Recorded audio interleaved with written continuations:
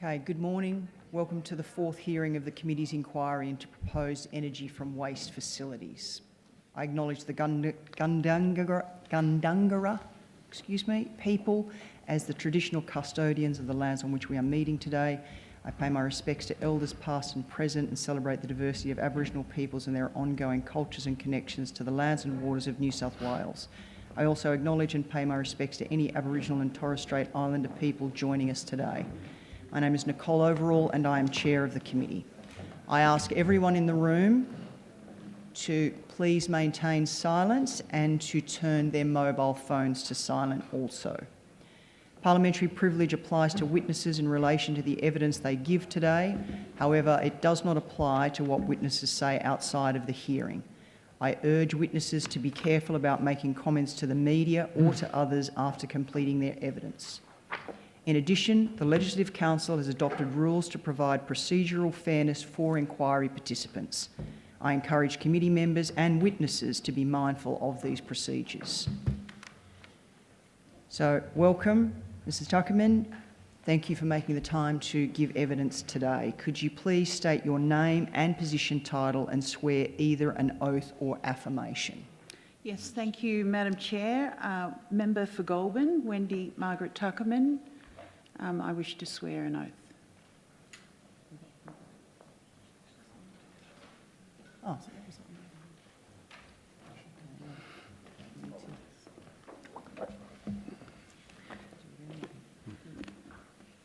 I swear that the evidence now about to be given by me shall be the truth, the whole truth, and nothing but the truth. So help me God.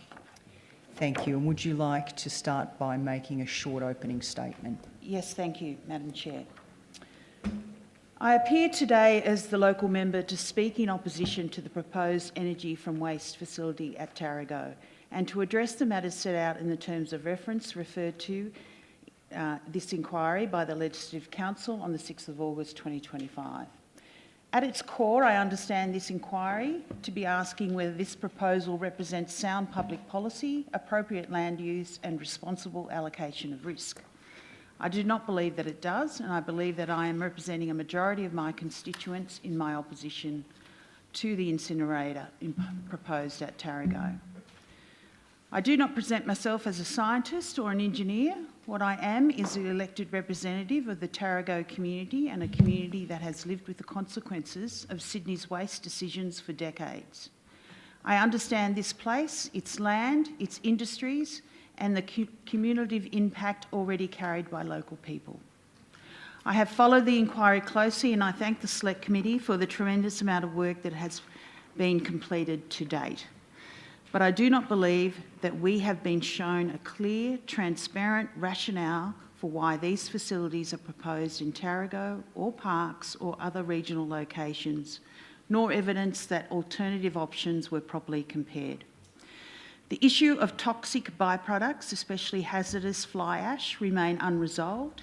It must be transported and stored indefinitely, yet there is no clear explanation of long-term capacity, responsibility or liability if problems arise after closure. The economic case is incomplete. There has been no independent whole-of-system cost-benefit analysis comparing energy from waste with landfill, waste reduction or recycling, particularly for councils, their ratepayers and taxpayers.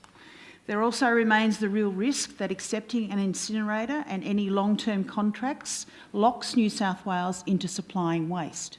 This will ultimately undermine recycling and the circular economy goals. Finally, and most importantly, community trust and social licence are missing from this project. Consultation has largely been left to proponents, not independent bodies, and many affected communities say they were not meaningfully engaged before being declared as the site that these facilities would operate from. Proponents describe the technology proposed for Tarago as state-of-the-art.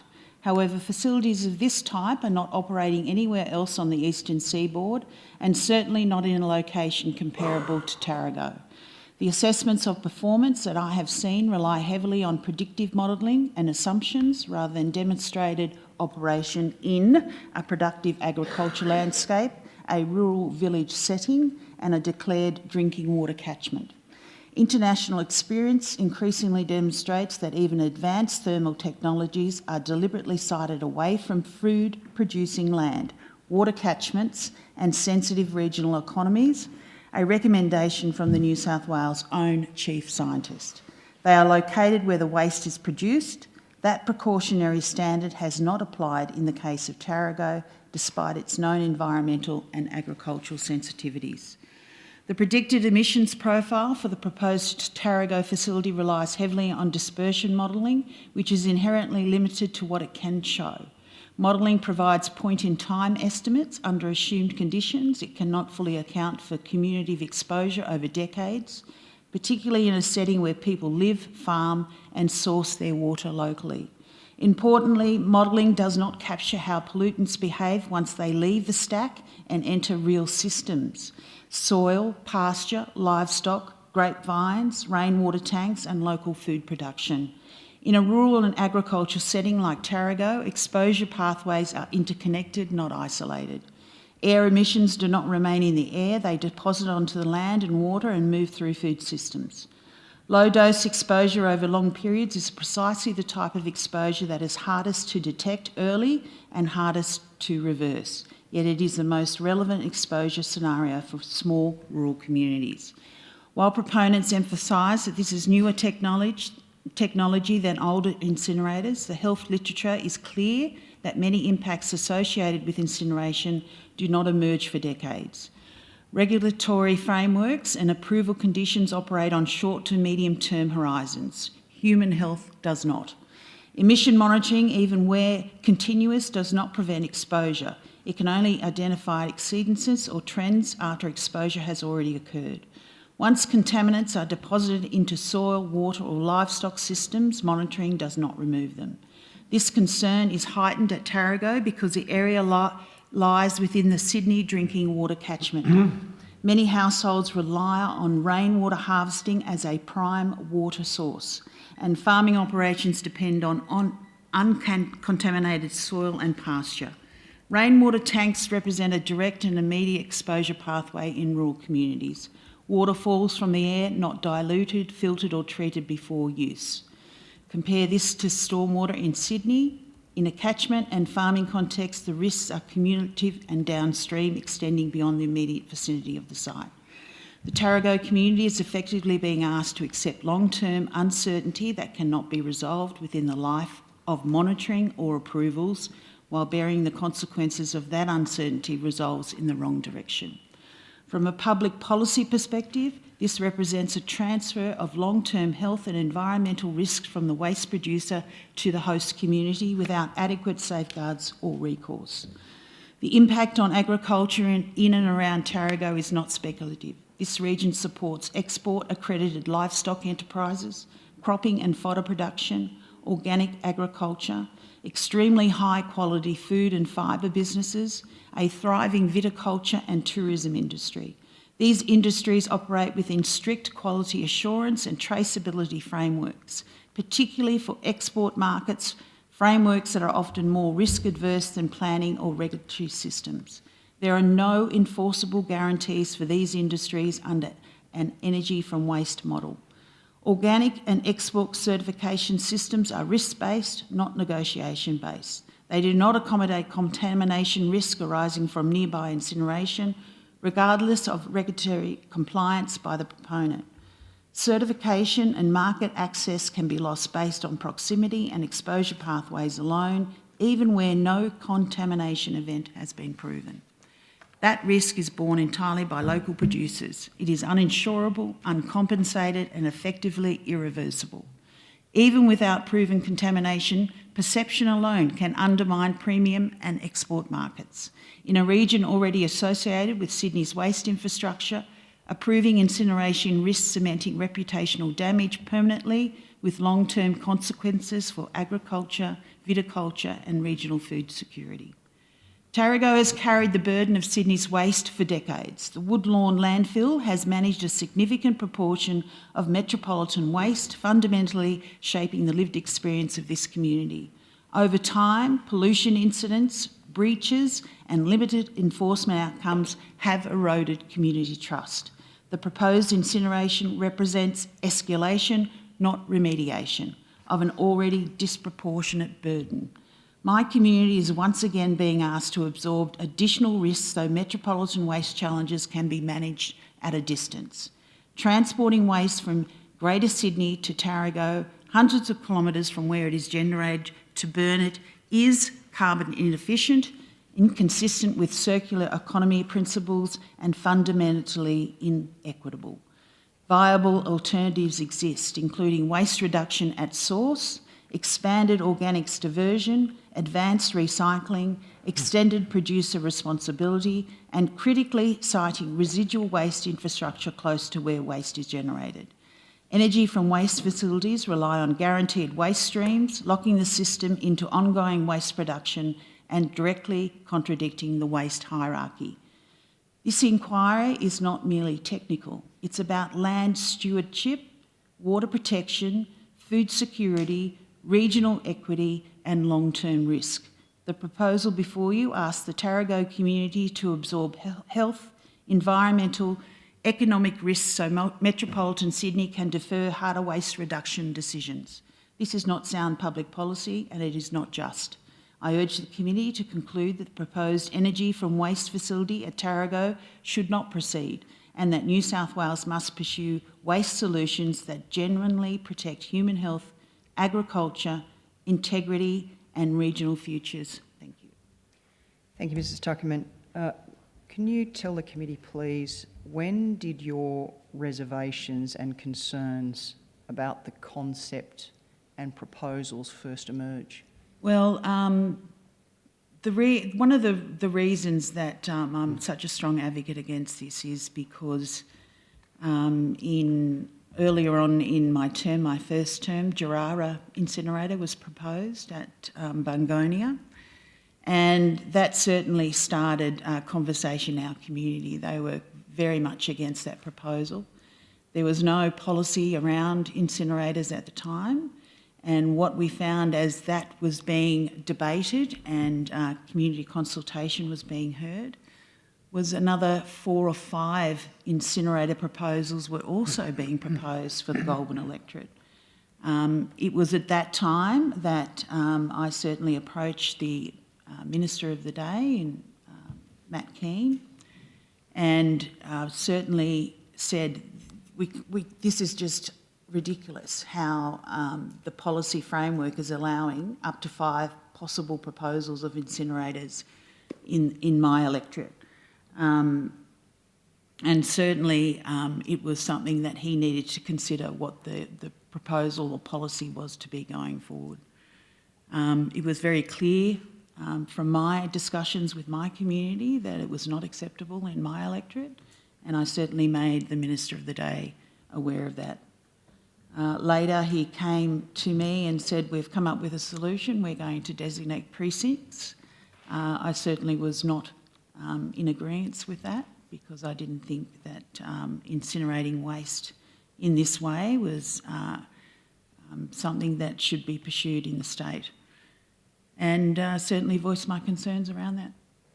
And when you refer in your submission to the disproportionate burden on Tarago and the cumulative burden as well, what's incorporated in the concern around that? Well, we're already seeing waste trained and trucked to the facility from Sydney, 380,000 tonnes of waste. We're now seeing a licence of 1.2 million able to be accepted at the facility. We've been sharing that burden of Sydney's waste for decades now. Unfortunately, the proponents that run the facility have been in breach on a number of occasions on how they are doing that. We've seen odour issues, we've seen leachate issues, and I continually in my office receive notifications of odour issues that we report to EPA, but still we continue to see the same problems. That's the burden. Why should that community continue to live with that burden?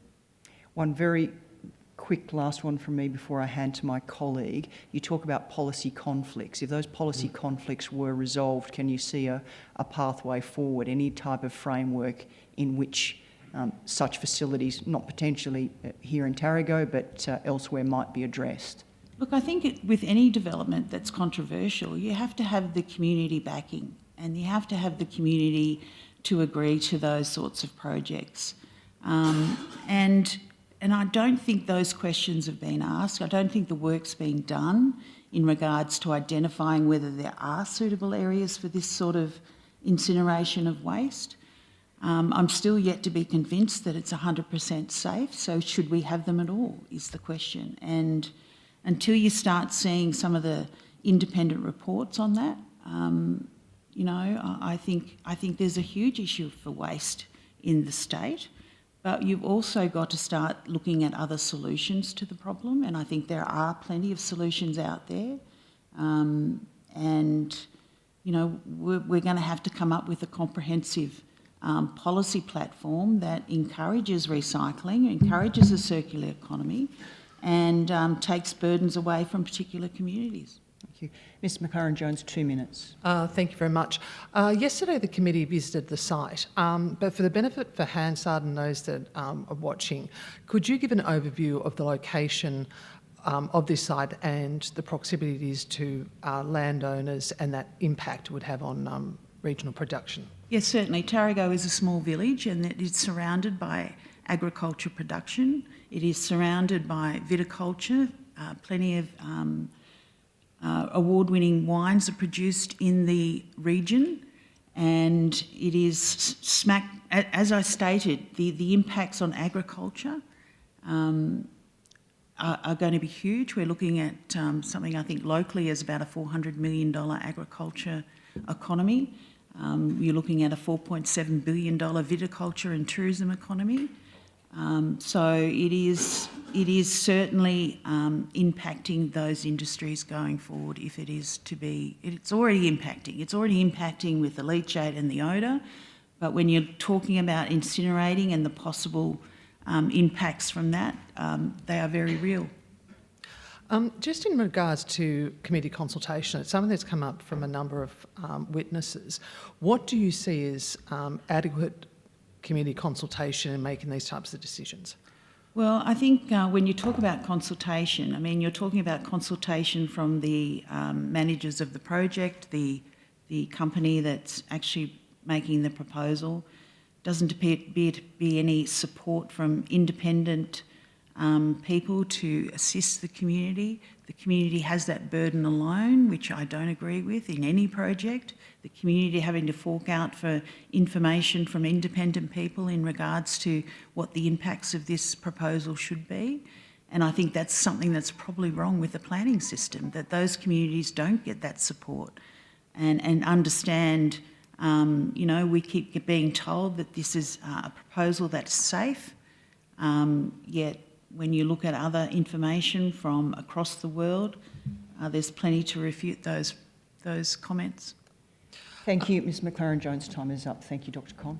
Thanks, Chair. Good morning, Wendy. Thanks for appearing.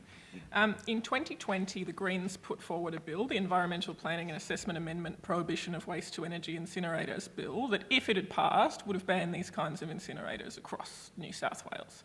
Your Liberal and National colleagues voted against that bill and it failed. What conversations did you have with your colleagues in the upper house? Did you urge them to vote for it? Well, absolutely. As you would know, Dr Con, I have been very strident in my opposition, and I would always, and I don't want to reveal any conversations that were conducted, but very strident in my opposition to this proposal, and anything that could assist in making it go away would be something that I would support. Did you make a submission to the IPC? Yes, I did. Okay. And when did you do that? The IPC for this for this proposal? I'd have to check the date on that. I'm not really sure when I actually put it in. I'm pretty sure I did. I'd have to confirm that. That's right. You're welcome to take it on notice. Thank you. You were obviously part of the government that put this forward. what alternatives were being considered by the previous government, or what were you putting forward? Can you repeat that question? That's right. So you were a part of the previous government that put forward incineration as the solution for Sydney's waste crisis. What alternatives did you put forward? Well, obviously the circular economy and recycling are a big part of that policy position that I had. I think there's other alternatives that needed to be addressed, and of course, there is a question around if waste is being produced in a particular area, they should be dealing with their waste. Coming back to the Greens bill that failed in 2020, the Liberal Party representative speaking on that bill said that a statewide ban wasn't appropriate because the planning system provides a sufficiently robust framework in which to assess and manage developments such as energy from waste facilities. And I dare say, hearing from the local community, your community would probably disagree with that Correct. statement, given everything they've been through with how drawn out this assessment process is and how much energy it's taken from them. You've said correct, you obviously disagree with that statement now. Did you disagree with that statement back in 2020? Look, honestly, the issues around this proposal are deeply felt within my community, and I will do anything I can to represent my community and to ensure that their voices are being heard. More recently, you resigned from Shadow Cabinet over a different issue where you felt strongly enough to disagree with your colleagues publicly. Yep. Why didn't you do that over this issue when you were in government? I wasn't in Shadow Cabinet at the time. Sorry. Not Shadow Cabinet, as in I wasn't in Cabinet at the time. I'll rephrase the question. Why wasn't this an issue that you felt strongly enough to cross the floor over or publicly disagree on at the time? I didn't vote for that legislation. It wasn't in the lower house. I'm sorry, Dr. Con, your time is up. Mr. Banasiak. Thank you, Chair. Just going to your submission, one thing that stood out for me was you referenced some DIPA obtained documents suggesting Veolia sought changes to recommended emission standards. Can you explain exactly what those documents showed? Yes, there was correspondence that was given to me that was obtained through an FOI that where the Veolia was asking the government to reduce the air quality standard emissions. I'm happy to table that. I haven't got it with me at the moment, but that was the intent of the correspondence. So was it just lowering standards across the board, or were they looking at particular pollutants, or how compliance would be measured? I think it was across the board. Across the board. And what do you think that sort of information does to communities' trust in Veolia? Well, obviously it diminishes that trust, doesn't it? Clearly it was around trying to ensure that the project could meet the stringent emission standards, and obviously it was a difficult thing for them to do under the previous standards, and they wanted to ensure that they could get their project across the line. Has that trust or that distrust, do you think, has that extended now to EPA in how EPA have handled Veolia? Oh, absolutely. I mean, time after time we're seeing no solutions to the problems, and time after time we're seeing community wearing those problems. Do you think the EPA is the appropriate body to regulate this industry, if there was to be an industry? Well, they should be. Based on their track record, though. Well, but based on the track record, I think it's hard to accept that they would be. But, the proposal is to come up with a body that is totally dedicated to it. But EPA should be able to do the job. What would they need to improve in your mind to give the community that confidence that they're actually up to the task? Well, I think they have to be acting quickly and making sure that stringent guidelines are met, and clearly they're not being met. Do you think penalties need to be increased so it's not just a cost of doing business for them in terms of polluting? Well, I don't think the penalties are certainly large enough. This is a multi-billion-dollar company, and I think one of the fines was $15,000. So I think that tells the story. Have you given any thought as to what a more appropriate penalty would be for a company of that size? No, I haven't. Obviously, quite larger. Mr Banasiak, thank you. Thank you. We're now to the government questions. Thank you, Chair. Ms Duckman, when was the former government's energy to waste infrastructure plan released? 2019, I believe. And, No, beg your pardon. So you're talking about the precinct ones where they changed the regulation? I think South it was Wales 2020, is that right? 2020? September 2021. Yeah. When did consultation on the infrastructure plan take place? Well, I don't know whether it did. It was a regulation that was put through by the Minister of the day. So there was regulations that put it into effect, but there Correct. was a consultation period for the proposed infrastructure plan. Did you make a submission in that consultation didn't. period? Then the associated regulations that put the energy to waste infrastructure plan into effect, when were they approved? I think it was March or something the next year. July Would that be right? 2022. July? Yeah. Yep. And when were you appointed to Cabinet? I was Previous appointed to government? Cabinet December 2021. So just to clarify, you were not in Cabinet when the policy paper regarding the waste infrastructure plan was released, but you were a member of the Cabinet when the regulations were passed to put that policy into effect. Correct. Did you vote against it at the time? I wasn't brought to Cabinet. Given you were a member of Cabinet when this policy was put into place, can you explain why Goulburn was nominated as a priority site? I wasn't privy to the discussions by the Minister in regards to why Goulburn was included. I certainly objected to it. Well, we wouldn't know because there's nothing that we could find on the record to say that you objected to it at the time. You could probably look at media releases that would tell you that. Given that you, earlier from the year, as my colleague said, you resigned from Shadow Cabinet on a matter of principle, didn't you? Yep.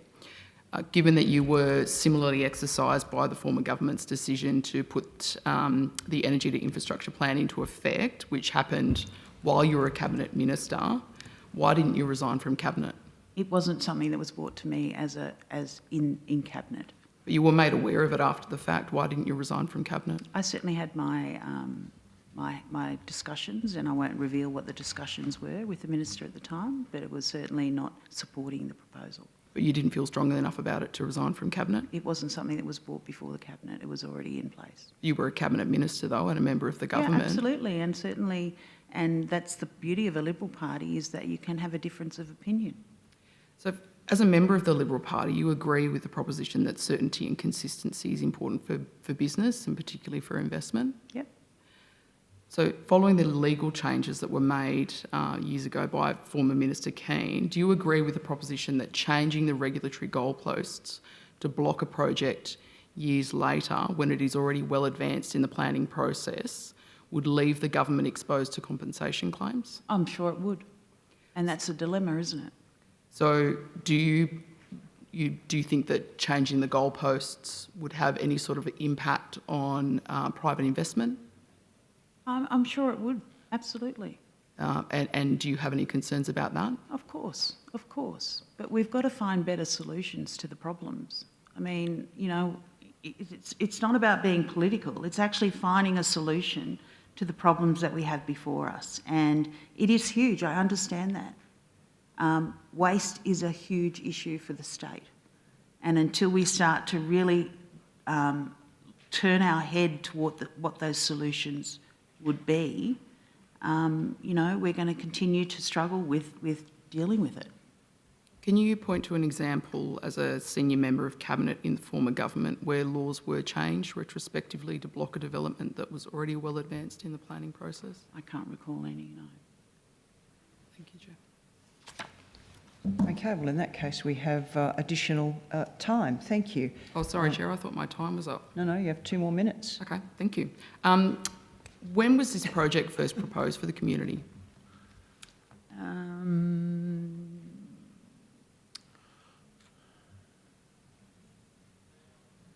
couldn't tell you the exact date.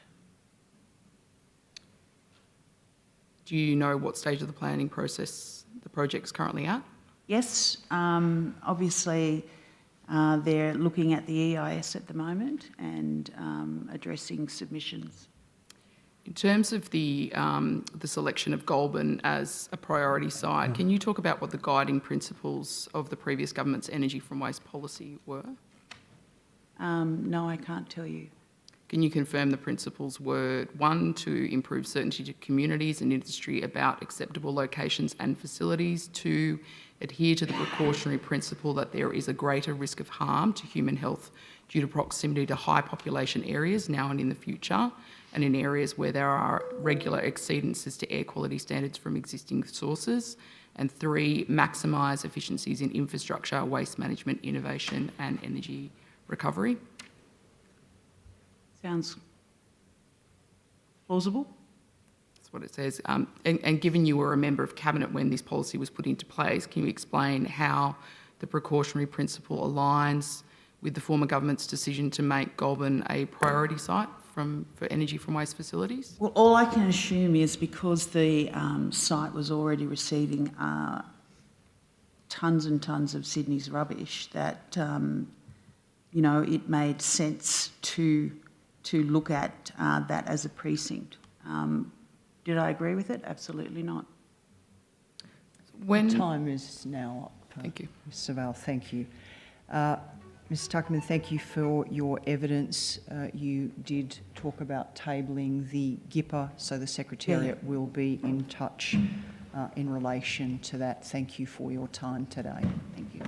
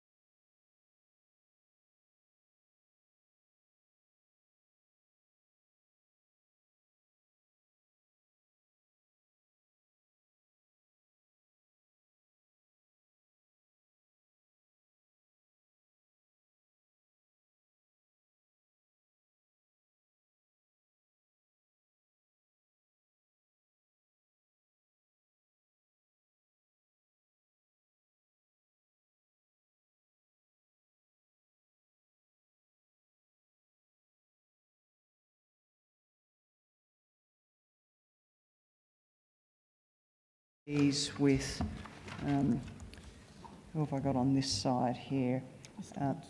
Mr. Woods. If we start with you, please, Mr. Woods, stating your name, position, title and swear either an oath or affirmation. So my name is Darryl Woods. Sorry, are you able to come a little bit closer? It's a bit difficult to hear you, Mr. Woods. Darryl Woods, so the Executive Manager of Major Projects for Wagga Wagga City Council. And I swear that the evidence now about to be given by me shall be the truth, the whole truth and nothing but the truth, so help me God. Thank you, Mr. Uppal. Thank you, Chair. My name is Diljinder Uppal. I'm Manager City Businesses at Wagga Wagga City Council. And I'll be reading the affirmation now. I solemnly, sincerely, and truly declare and affirm that the evidence now about to be given by me shall be the truth, the whole truth, and nothing but the truth. Thank you. Ms. Houlihan. I'm Sharon Houlihan, the Executive Officer of the Canberra Region Joint Organisation. I solemnly, sincerely and truly declare and affirm that the evidence now about to be given by me shall be the truth, the whole truth and nothing but the truth. Thank you. And would each or any of you like to begin by making a short opening statement? Mr. Woods? No.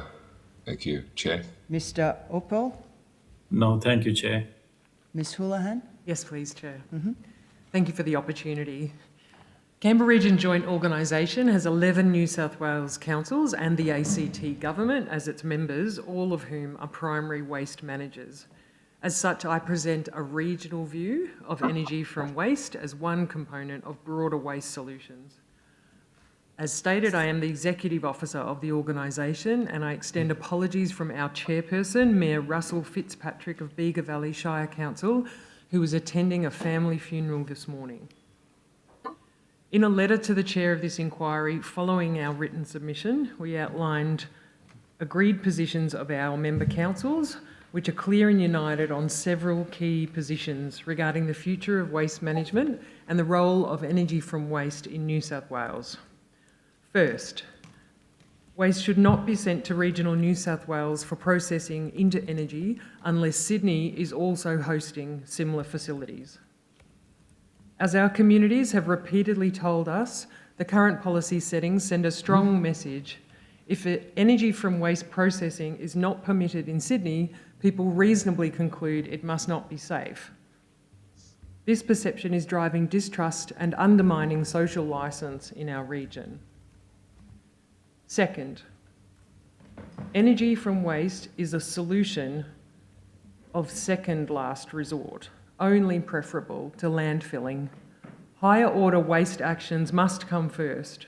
Waste avoidance, better product design, mandated extended producer responsibility, and improved reuse, repair and recycling. Energy from waste must never displace these priorities. Third, the current approach provides little incentive for Sydney's businesses, industries and households to reduce waste generation. Exporting waste to regional areas, whether for landfilling or energy from waste, keeps the impacts out of sight and out of mind. While creating commercially viable end-of-life markets for waste is a very positive thing, locating these solutions only in regions disincentivises behavioural change in cities. Fourth, for energy from waste to be feasible and socially acceptable, facilities must be located near end users of the energy produced. We see a good example of this in Victoria, where an energy from waste facility supports a major local employer in the Latrobe Valley. Locating facilities close to industry strengthens economic benefits and builds community acceptance. Fifth, regional communities hosting state-significant infrastructure, including energy from waste, must receive mandated long-term community benefit sharing payments via their local councils. Our region already hosts a disproportionate share of Sydney's residual waste, around 40%, and bears the amenity, environmental and social impacts. Benefit sharing for local communities is essential to fairness and trust. Sixth, effective economic levers are needed to drive waste minimisation. Waste levies must be set at levels that genuinely incentivise higher order waste behaviours and discourage reliance on end-of-life solutions like landfilling and energy from waste. And seventh, the full amount of the New South Wales waste levy should, as a matter of course, be reinvested into waste minimisation, resource recovery and infrastructure.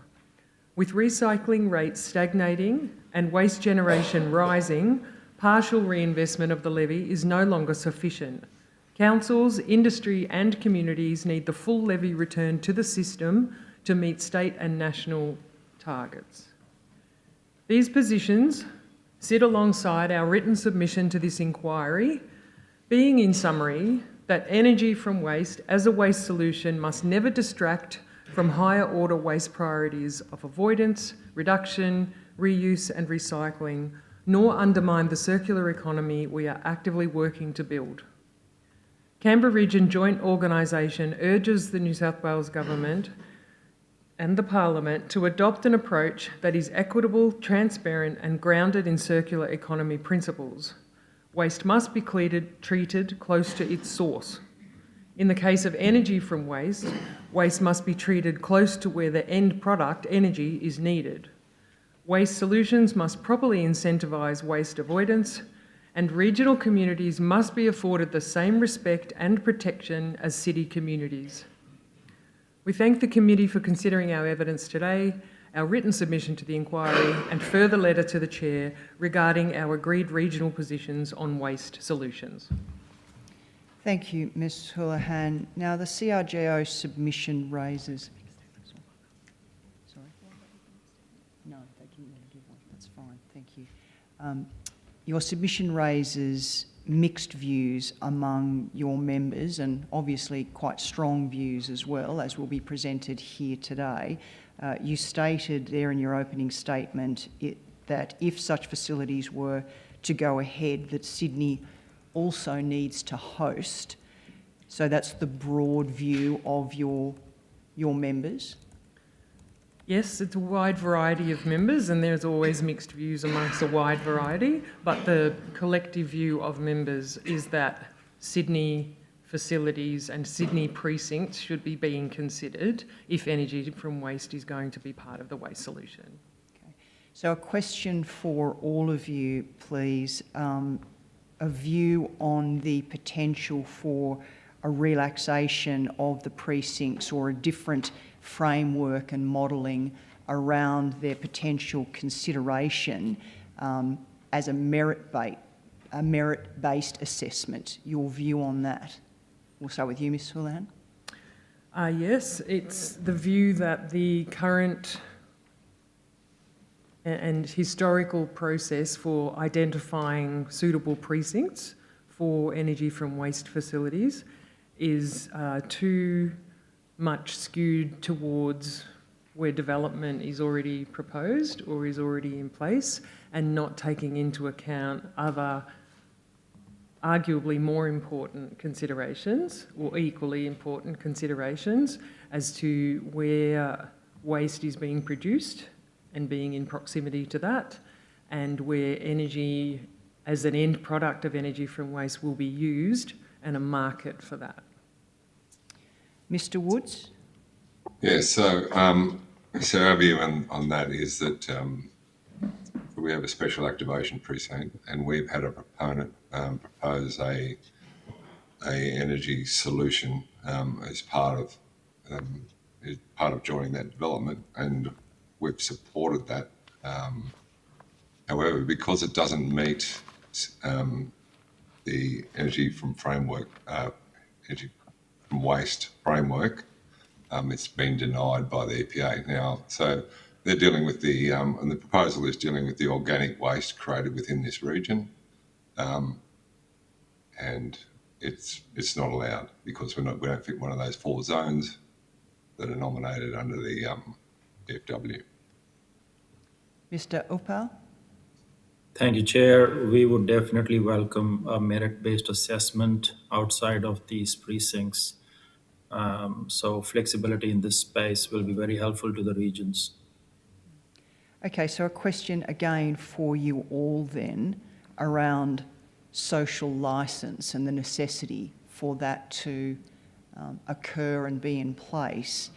And what about things like clear regional benefit sharing mechanisms for communities that may host such facilities, and the opportunity for them to directly benefit from such proposals? Ms Houlihan, your views on that? Thank you, Chair. Community benefit sharing is a concept where the local communities that host state significant development or nationally significant development that are bearing disproportionate negative impacts of hosting that facility locally also receive corresponding benefits to offset some of those negative impacts. For energy from waste, along with many other state significant developments, such as renewable energy transition projects that are currently topical, communities are feeling and speaking increasingly loudly about their feelings that their impacts in their local areas forever to their amenity, visual impacts, whatever those impacts might be, are not being taken note of, and that there is not a serious return to the local community in proportionate for the job they are doing to provide benefits to the whole of the state. Mr Woods? Yeah, so the proposal to us in front of Wagga was to deal with the waste within its region. So, I mean, under that circumstance, we wouldn't be seeking a levy because we're proposing to import waste. But yeah, the proposal was to generate sustainable aviation fuel and also as a byproduct, then create diesel from the digestate coming out of the system. So, in that context, we weren't seeking a commercial uplift for that. But what it did do is deal with the waste that's already within our region and divert waste away from landfill and generate jobs in the community. I think also, from our point of view, it'd be important that, whilst commercial considerations are such, we are in a food bowl. Our land around us is very highly productive, and anything that would threaten that, as far as some sort of dirty process, would be paramount over any sort of financial gain. Thank you. Mr. Uppal? Thank you, Chair. And just adding on to Mr. Woods' commentary about us being the food bowl here in the Riverina region, I think we are also missing out on the opportunity of innovation in the agricultural economy, where on one hand, the agricultural sector is required to innovate, but policies that are rigid do not allow that to happen. We already are a major transportation hub with the intermodal link here in the Wagga Wagga Special Precinct. Policies like this inhibit the maximization of this infrastructure where agricultural output could be transported. So from a community benefit, Wagga does not want its growth to be inhibited by rigid policy. And I think our request is to look at a merit-based assessment that helps Wagga reduce its waste in a responsible way, reduce emissions, drive business, and create jobs. But absolutely, community benefits are not going to be undermined by financial gain. That's a position that we do hold. Thank you. Ms. McLaren-Jones? Thank you very much. In the Canberra Region Joint Organisation submission, you refer to the energy from waste that should be the last resort option. I'm interested to hear your views and also the other witnesses. What do you see as the threshold for last resort? It was the second last resort was what our submission referred to, so second only to landfilling. So both energy from waste and landfilling are end-of-life solutions as opposed to more circular solutions and as opposed to avoiding waste in the first place. Can you just repeat the question, please? It's just asking if there's a criteria or if you see there's some form of threshold to be reached before that's looked at. Not a threshold. I don't have a threshold, no. It's more that if you consider the hierarchy and it's documented, there's a thing called a hierarchy of waste management. It starts with avoiding generating waste, building in obsolescence, that kind of thing to products in the first place, and all the way through to landfilling as the, throwing it in a hole in the ground as the sort of worst in the hierarchy. Energy from waste is an end of life. It comes second only to landfilling in terms of preferred waste management solutions on that hierarchy. Any other comments from witnesses? One other question is just in regards to, and this has come up with a number of witnesses, around, I suppose, the balance of state-driven regional recovery precincts and the role of local councils in planning. How do you find that balance can be struck, or what needs to be improved? The balance between state-provided and local government provided? No, the drive by state governments for their recovery policies and what local governments can control around planning. And So local government must work within the system that is regulated and set by state regulation and policy. There's no choice about that, and local government does do that.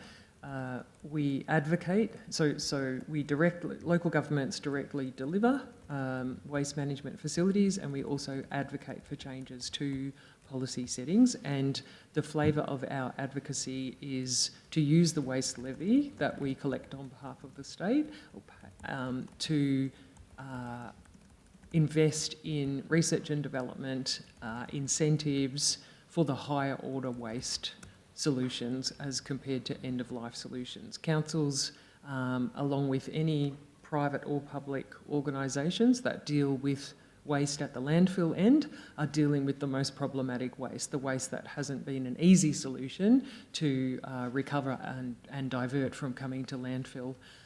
So we sort of are left with holding the waste baby, and so of course we are advocating, and also within our control as councils is to prioritise, invest in and seek investment from government via grants to circularity.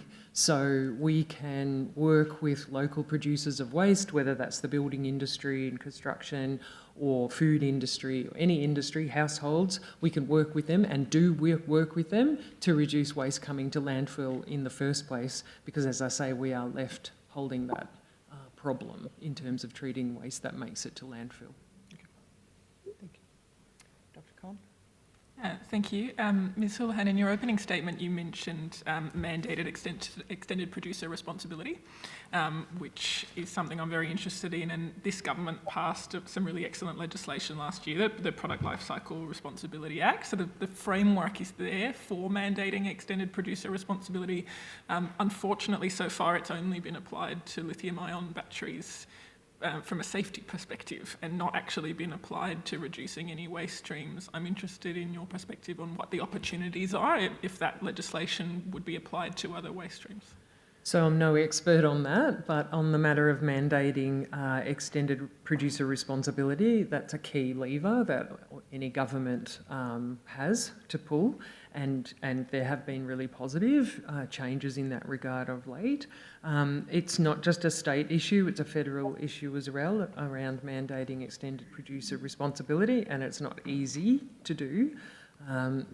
Producers of waste are often in the private sector, and therefore regulation is needed to put safeguards in place around practices like building obsolescence into products and other things that produce waste unnecessarily. So very much support the mandating and stronger mandating at both federal and state level for extended producer responsibility with respect to waste. Okay. Thank you for your answer, and I appreciate you're not the technical expert, but would it be possible on notice to take that part of my question around opportunities for other waste streams, to consult your members and come back to us with some of this? I can. I'd need the question put clearly to me so I understand the question either now or following. Yeah, no problem. The Secretary will be in touch after the hearing. You'll get a copy of that question in writing. Thank you. Thanks, Chair. Mr. Bonacio? Thank you, Chair. Just picking up on your comments around state significant developments, do you think they're being overused or reached for too early and essentially overriding local government input, local council input? Do you think there should be greater scrutiny around what can and can't be a state significant development? It just seems to me that they're being overused or over-declared, not just in the waste industry space, but the whole development space. My view is that it's not overused. There's clear statutory guidance and policy and procedural guidance as to what the definition of a state significant development is versus not. I think the planning system is just following those definitions. Okay. Thank you. We heard from Veolia yesterday when we went out there that they already are receiving waste from ACT. So is it your understanding that that waste that they are receiving, if this incinerator proposal goes ahead, that waste will be incinerated rather than go into their landfill? I don't know Veolia's plans, but I know the ACT government's policy, which is no energy from waste, no incinerating of waste at all. Is that just only in the ACT or extends? Whether within the ACT or, to their credit, if it's moved out of the ACT, they have that same policy, the waste must not be incinerated. That is their policy. I don't know if that will change, but that is their policy. So I can't comment on how Veolia and ACT government would work through that policy position, but that is their public policy. Okay, thank you. Thanks, Chair. Well, in the fairness of time, we'll come back to me then before we head to the government. So just to clarify the point that Mr Banasiak was making there, so the ACT sends out their landfill waste to be dealt with here in Tarago, but should that continue to occur in the event that an energy from waste facility did eventuate, they wouldn't allow their landfill, their waste to be incinerated. They would still expect that it would go to landfill. So the ACT government has its own landfill facilities, and it also has plans in place should something happen to that landfill or should they need more. I'm not aware as to how much or if they send waste to the Veolia facility. Well, it was certainly, it was confirmed by Veolia yesterday to us while we were on the site visit. So, yeah, well, you've got that answer. So that's a major policy mixed message then about what they will expect to happen to their waste. Yeah, and I can't comment on what their future policy considerations might be, just what their current public policy is, which is no burning waste, whether it's in the ACT or out. So one final one from me before we go to the government. I had the opportunity to go and visit Bega and take a look at the initiative that you have down there and looking at things from a positive perspective on the circular economy, what the Bega Valley has put in place. Can you talk us through a little bit of that as an alternative to potential incineration? I can talk to that a little bit. Mayor Russell would be able to speak much more authoritatively than me, but I'll do my best. So Bega Valley is highly aspirational when it comes to circularity, and it's not just their circularity centre of excellence that they have, it's a whole lot of boots on the ground from private sector all the way through to council and not-for-profits, all working on reducing waste and using waste stream as input to various businesses and so on. A great example that the council is doing is working with the building and construction industry rather than to collect their concrete, for example, and other construction waste, take it to the Bega Council's landfill facility for crushing. They're working on solutions for them to be dealt with on site by the private sector or by the industry and used directly on site. So rather than trucking it anywhere, even close by, trying to deal with it on site. Councils work on these types of solutions with their local providers and private sector and other contractors all the time, not just Bega Valley. They could really benefit. These are the type of programs that could really benefit from grant funding to buy plant and equipment to enable processing, capturing, separating of waste on site rather than having to take it into landfills in the first place. That's just a small example of circularity in the Bega Valley. And that circular economy centre that you mentioned, and I saw the model for, the $14 million from that came from the previous Nationals Liberals government. That's what I'm aware of. I've only been in the region 2.5 years, so I'm not sure of the background, but that's my understanding, yes. Thank you. Government? Thanks, Chair. Thank you to you both for appearing today. My first question is to our Wagga Wagga reps that are online. Thank you for your submission. I just wanted to clarify the view of the council, and that is that you're requesting to be added to the current list of precincts that are in the regulation. Is that correct? So I think what we're asking for is for the proposals to be assessed on their merits and the types of technologies that they're using. So what we had put as from our proponent was not an incinerator. It was a thermal process, but it certainly wasn't an incinerator, and it was only dealing with the organic waste generated in the region, not this hard waste. So I think the argument really is that it needs to be assessed on its merits and with respect to its emissions and what benefit would then give the community.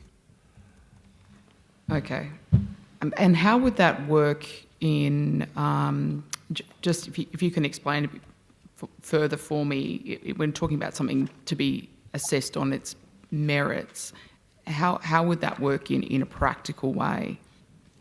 So it would work from a practicality of what technology it was using, or what type of thermal process, and what the emissions were out of those processes, what the feedstocks were, and how that feedstock then benefits the overall community and stops the breakdown and high and with release of gases, and it actually gives a higher order use to the organic. So rather than going into windrowing or some other process, if we can actually use it as a higher order and get a greater benefit out of it by production of fuel, then that's a higher order use than what it's currently being used for.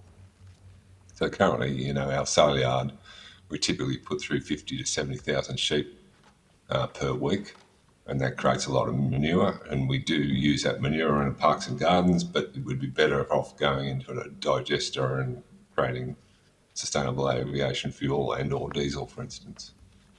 And so your perspective is that under the current energy from waste infrastructure plan, that is not allowed or not being approved. Is that correct?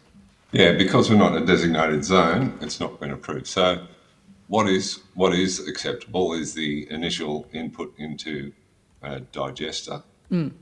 What they're counting as a new waste is a digestate that comes out of that digester, so it's a thick concentrated liquid, which then gets a secondary process to create diesel.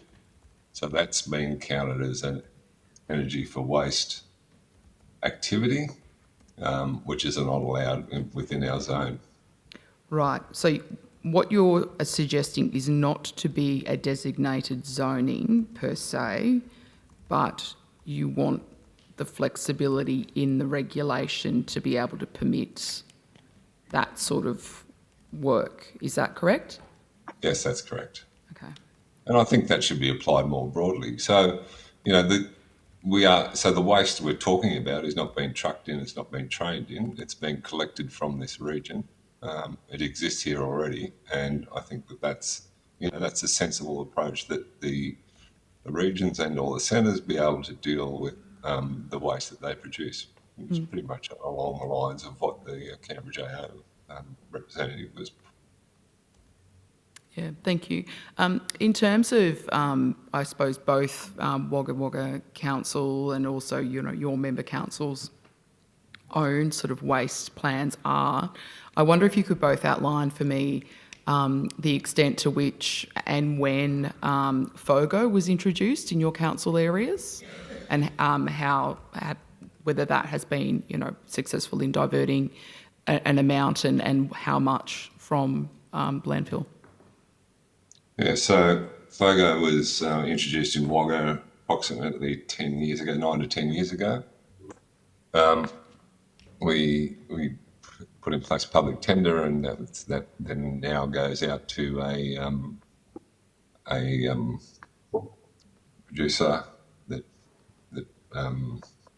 turns that into either a domestic or application to farmland product. And I think there's 15,000 tonnes per annum roughly gets diverted from going into the waste cell through that activity. Thank you. Ms Houlihan, do you? Yep, partly I can answer and partly I'll have to take on notice. Sure.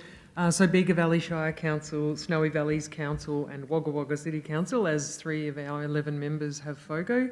Others may, and they're all in the process of setting up and researching. But as to the other members, I will have to confirm that with them and come back, and same with the quantum. So is it the case that not all currently have FOGO? Could you say whether or not that's the case? Correct. So some don't. Okay. And has there been reasons for that you're aware of? A FOGO waste, food organics and green organics, very, it is complex to process. It's expensive to progress. Bega Valley Shire Council introduced it some time ago, as other councils have. And, you know, those early adopters of FOGO have, you know, their ratepayers have had to contribute significant funds, allow significant funds to be prioritised to that compared to all the other things that could be and are priorities in councils for use of ratepayers' funds, which aren't enough to deliver what councils must deliver. At the time when these councils introduced FOGO, there wasn't a mandate for FOGO. The mandate is coming. Yes. And there isn't enough funding to properly treat FOGO, to set up the infrastructure, to collect it, to educate the community, to separate, to treat it, to get it to a standard where it's able to be used for anything safely, let alone of a commercially viable nature, is expensive. And the blockers mostly to FOGO collection and treatment are not philosophical at all, they're financial. So when we're talking about the waste hierarchy that you mentioned earlier, you would agree with me that when we're looking at options like the food organics, that should be much more of a priority than, say, than other options when we're talking about waste, and could potentially be some low-hanging fruit, so to speak. It's not low. It's low-hanging fruit in imagination. Certainly, it's easy to imagine how treatment of green waste and organic waste, which after all the bugs just deal with it, it's easy to consider that to be low-hanging fruit, but it's very expensive, it's complex, it has risk associated with it, it's poorly understood. So in that regard, I think that it's really important to look at the evidence of facts around the percentage of waste coming into all types of facilities, not just council facilities. There's demolition waste, building and construction waste, commercial waste. There's difficult waste streams like mattresses, and there's electrical waste. There's a whole lot of other streams of waste other than FOGO that really need a high priority. And I think that the figures should speak for themselves in terms of determining the priority of research and development and investment into dealing with problem waste. In terms of both, obviously the DJO's member councils and Wagga Wagga's council's own experience, have there been the introduction of any other measures to reduce the amount going to landfill, things such as a reduction in red bin sizes, reduced frequency of pickups, an increase in sizes of yellow bins, or any of those sorts of associated measures? Yes, I mean, Wagga's case, when we put in place the new the contract from 10 years ago, we reduced the red bin size. It gets picked up every 2 weeks, not every week. And the yellow and green bin are a large bin. So green gets picked up every week. Yellow gets picked up in the alternating week. So they're red and yellow a week about, and green gets picked up every week. Now, there was a lot of backlash in community when it was introduced, but once it's settled down and people actually separating the waste, particularly of food and organics, it's just mainstream now for Wagga. And in terms of how the impact that has had on, the amount going to landfill, has there been any sort of change in the statistics that you've been observing? Yeah, well, we're diverting that 15,000 tonne out of the landfill, but I mean, the other benefit that gives is that is now not breaking down in a cell with solid waste and generating the gases, which we then, spend a lot of money on to capture and then burn, and that's so. Again, whilst it's going to potentially open windrow operations for composting, there is I think a higher and better use, which was proposed by the proponent that was planning to move into Wagga and deal with those organics, which wouldn't have so much release of gases into the atmosphere. So whilst everything's being used at the moment, so the food and organics getting windrowed and then getting applied to land or gardens, and the manures we're using internally as a council to top dress some of our own facilities. There is a higher use which would benefit the community. If I may add to that, please. Thank you, through the chair. I do not have the per capita waste data in front of me, but I don't think it is out of proportion. And it is very much linear in terms of the growth of Wagga Wagga. Wagga Wagga is a growing city in the region. The more problem waste areas, it's not as much the residential curbside bin. I think the population here behaviorally have got accustomed to the bin sizes, the small red bin and the big yellow bin, and then also the photo diversion. It's the construction and demolition waste that will actually pack the landfill. There are technologies available outside. We have been diverting bricks, we've been diverting steel, gases coming out of the fridge and all of that. So we do need to do a bit more, but we've got quite a lot of stuff that we have done at our landfill, thanks to the staff that have been working under people like Darryl earlier. There's a new polystyrene machine that we've just got that we've been diverting polystyrene. So Wagga Wagga as a city, I would say, has been some sort of a pioneer, and I can say that because I've only lived here a year, and I come from New Zealand, having been in the waste space over there for 24 years. But I think with respect to this topic of energy from waste, just repeating what Mr. Wood just said earlier, it's not about an incinerator. The whole incinerator connotation is overshadowing the energy from waste conversation here. Private enterprise is not paying attention to the Wagga Wagga Special Precinct because they think that it's just not going to be allowed, and we are missing out on those opportunities.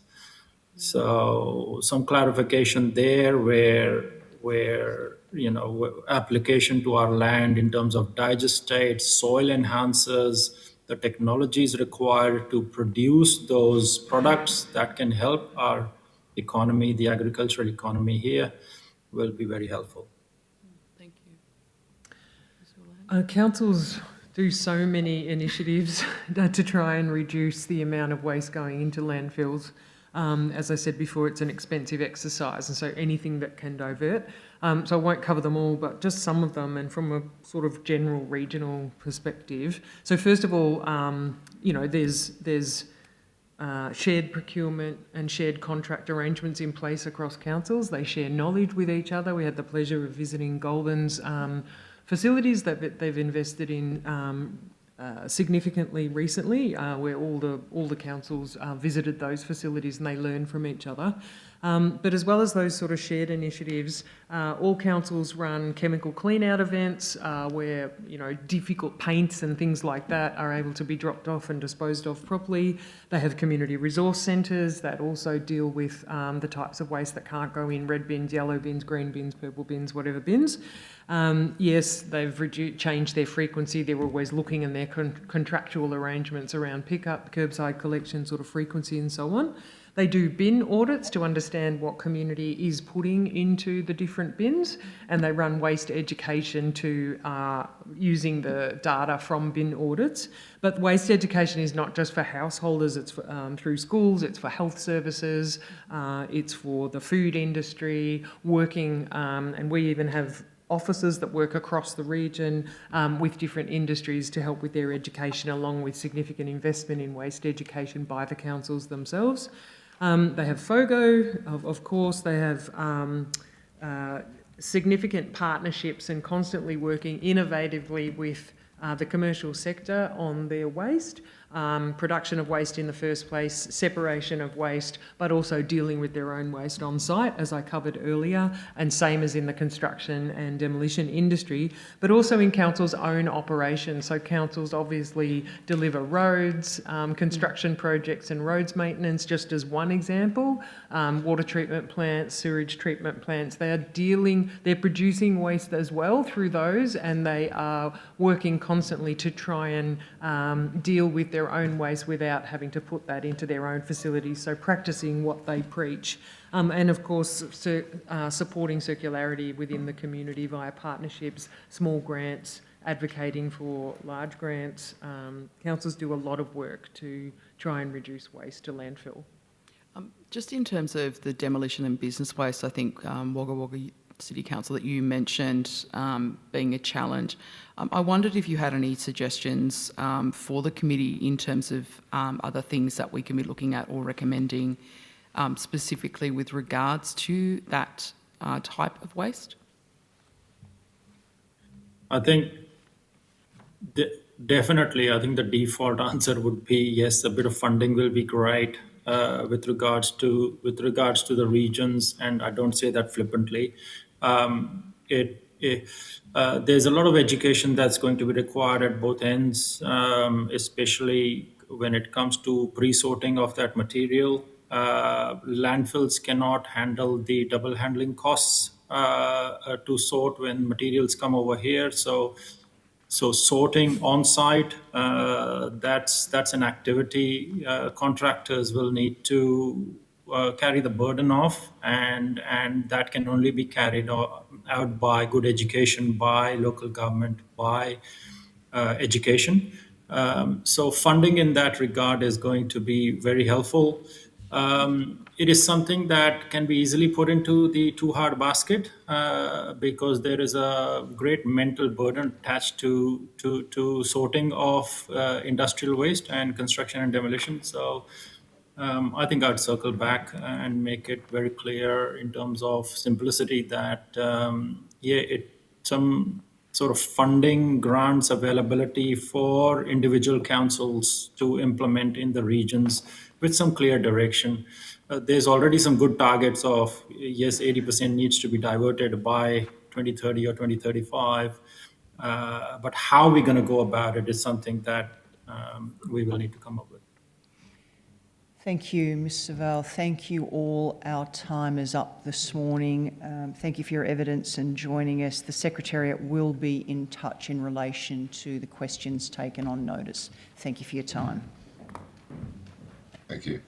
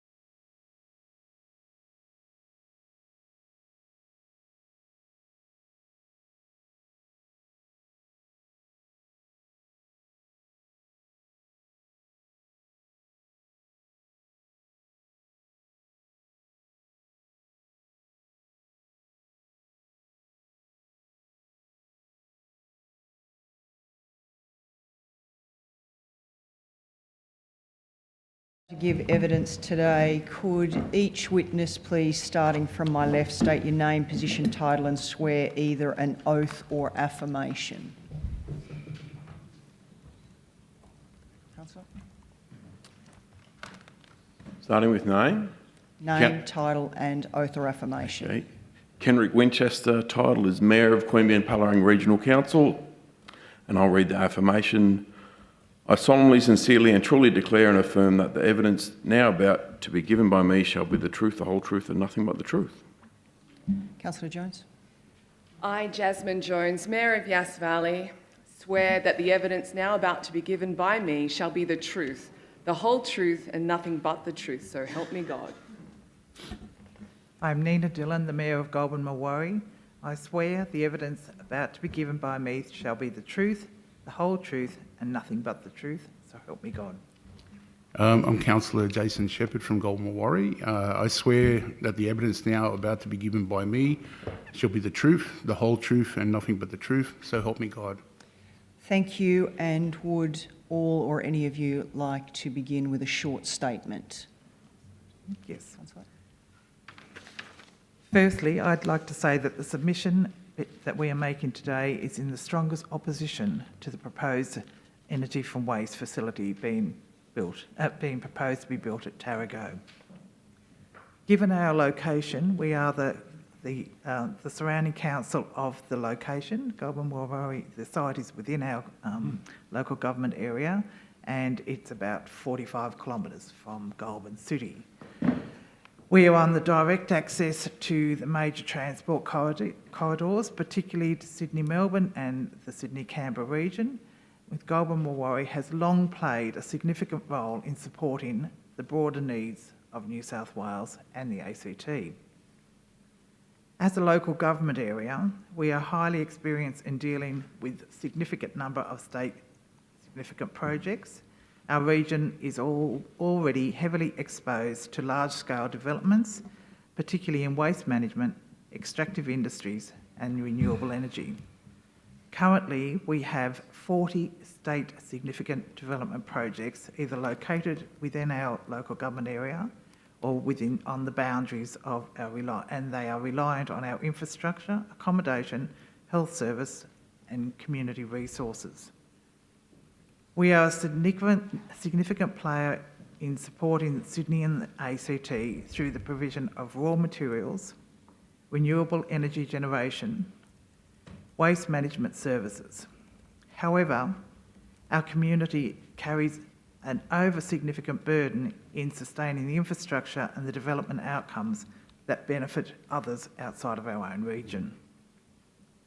The energy from waste facility proposed within our economy, a technology that remains unproven, unfamiliar and concerning to many within our region and indeed right across Australia, has created considerable fear, uncertainty, anxiety and worry to our local residents and our primary producers. The ongoing stress associated with proposals of this scale can have very real impacts on our community's well-being, including their mental health. Some of these proposals have dragged on now for over 6 years. Residents experience uncertainty about their health, their environment and their property values, among other things.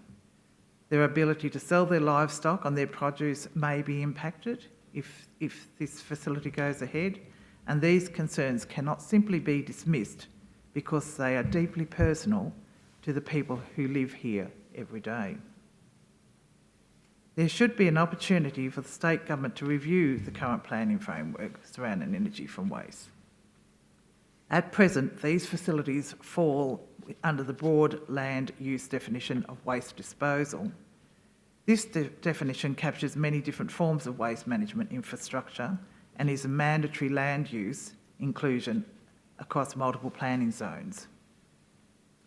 Council has explored whether we could prohibit the waste disposal facilities from energy from waste because the definition is mandated across at least 8 zones.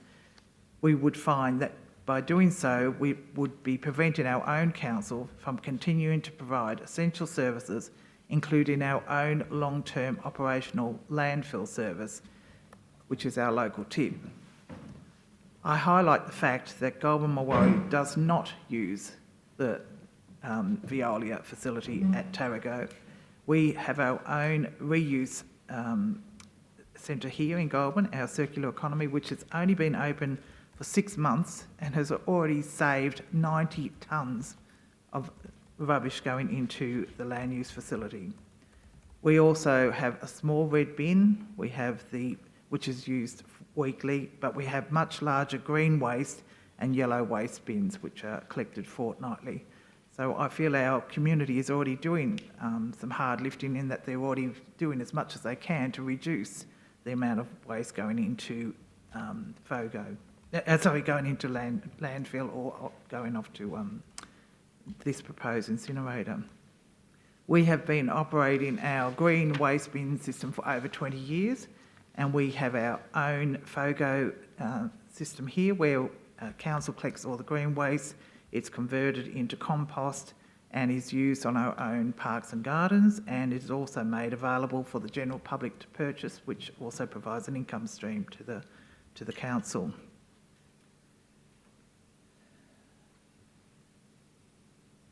I reiterate that the Goulburn Marwaree Council does not use the Veolia Waste Centre, and we have our own specific reuse and our own specific tip services here. Another major concern is that regardless of whether the current Veolia proposal proceeds or not, there are presently no safeguards presenting additional energy from waste facilities being proposed for our local government area, which is what we have found with all of the other state significant projects. What is to stop them after approving one at Tarago, if that were the case, to approve a second or a third facility within our area? The lack of certainty is only adding to the fear and anxiety being experienced across our community. Tarago has carried this burden with the large-scale waste management landfill operation for more than 2 decades.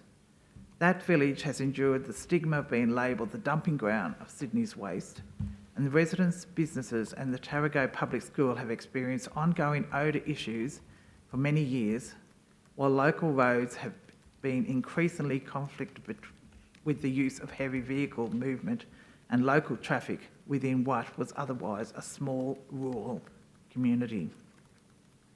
Adding an energy from waste facility to this landscape does not resolve any of the problems. In fact, many in the community believe it will only make them worse. While Veolia points to overseas reference facilities including planned operations in the United Kingdom, the reality is that these facilities still generate emissions. Regardless of what level those emissions are, they require regulatory thresholds, and the community remains uncertain as to how long or how they will impact them into the future. Any emission is still too much, and the long-term accumulation of these emissions to the environment, possibly to humans and to our livestock and our agricultural land, could be significant. And so the question many residents are asking is simple. If this technology is considered to be safe, why must Tarago and the Goulburn Marwaree area shoulder the responsibility? Why are these facilities not being located closer to the areas generating the waste, including major industrial centres close to the metropolitan Sydney? Being close to the source would also save both money and resources in transporting the current waste, which travels now for over 200 kilometres. We get 2 trains a day, and in total we're receiving about 800,000 tonnes of rubbish from Sydney at the present time. If this new proposal goes ahead, it'll be over 1 million tonnes, and just putting it on a train and sending it out of the city isn't sending any message to the Sydney residents themselves to assist in reuse and reducing their waste. We, the council, stand with our community to advocate for their wellbeing and safety and to ensure their voices are heard. We will continue to strongly represent our residents and fight for the future that they had envisaged and that they deserve. Thank you, Councillor Dillon. Any other short statements? Yep. I think I'll start with Councillor Winchester, please. Councillor Shepherd. Thank you. Thank you for the opportunity to appear before the inquiry today. I appear in my capacity as Mayor of Queanbeyan-Pallarang Regional Council, and I would say in lockstep with my colleagues and friends from Goulburn, Mulwaree and Yass Valley Councils. I would like to reaffirm QPRC's strong and consistent opposition to the proposed Woodlawn Advanced Energy Recovery Centre at Tarago. The village of Tarago and the proposed waste-to-energy facility is located a mere 10 to 15 kilometres from the border with QPRC and could quite easily have been included in our council area when the mergers were occurring a decade ago. QPRC has consistently resolved that the health, environment and social impacts of this facility would impose an unacceptable burden on our community and that the project is inconsistent with responsible waste management, the New South Wales waste hierarchy and circular economy principles. Residents in Bungendore, Womboyne, Bywong and Sutton, many of whom rely on rainwater harvesting and homegrown produce, have raised deep concerns about potential contamination of food and water sources. QPRC communities have expressed consistent and widespread opposition to the project. There are real concerns about amenity impacts, property value decline and reputational harm to the region. Importantly, this proposal represents an inequitable transfer of Sydney's residual waste burden onto regional communities. The proposal undermines the principles of reduce, reuse, recycle, recover, placing disposal through incineration above more sustainable options.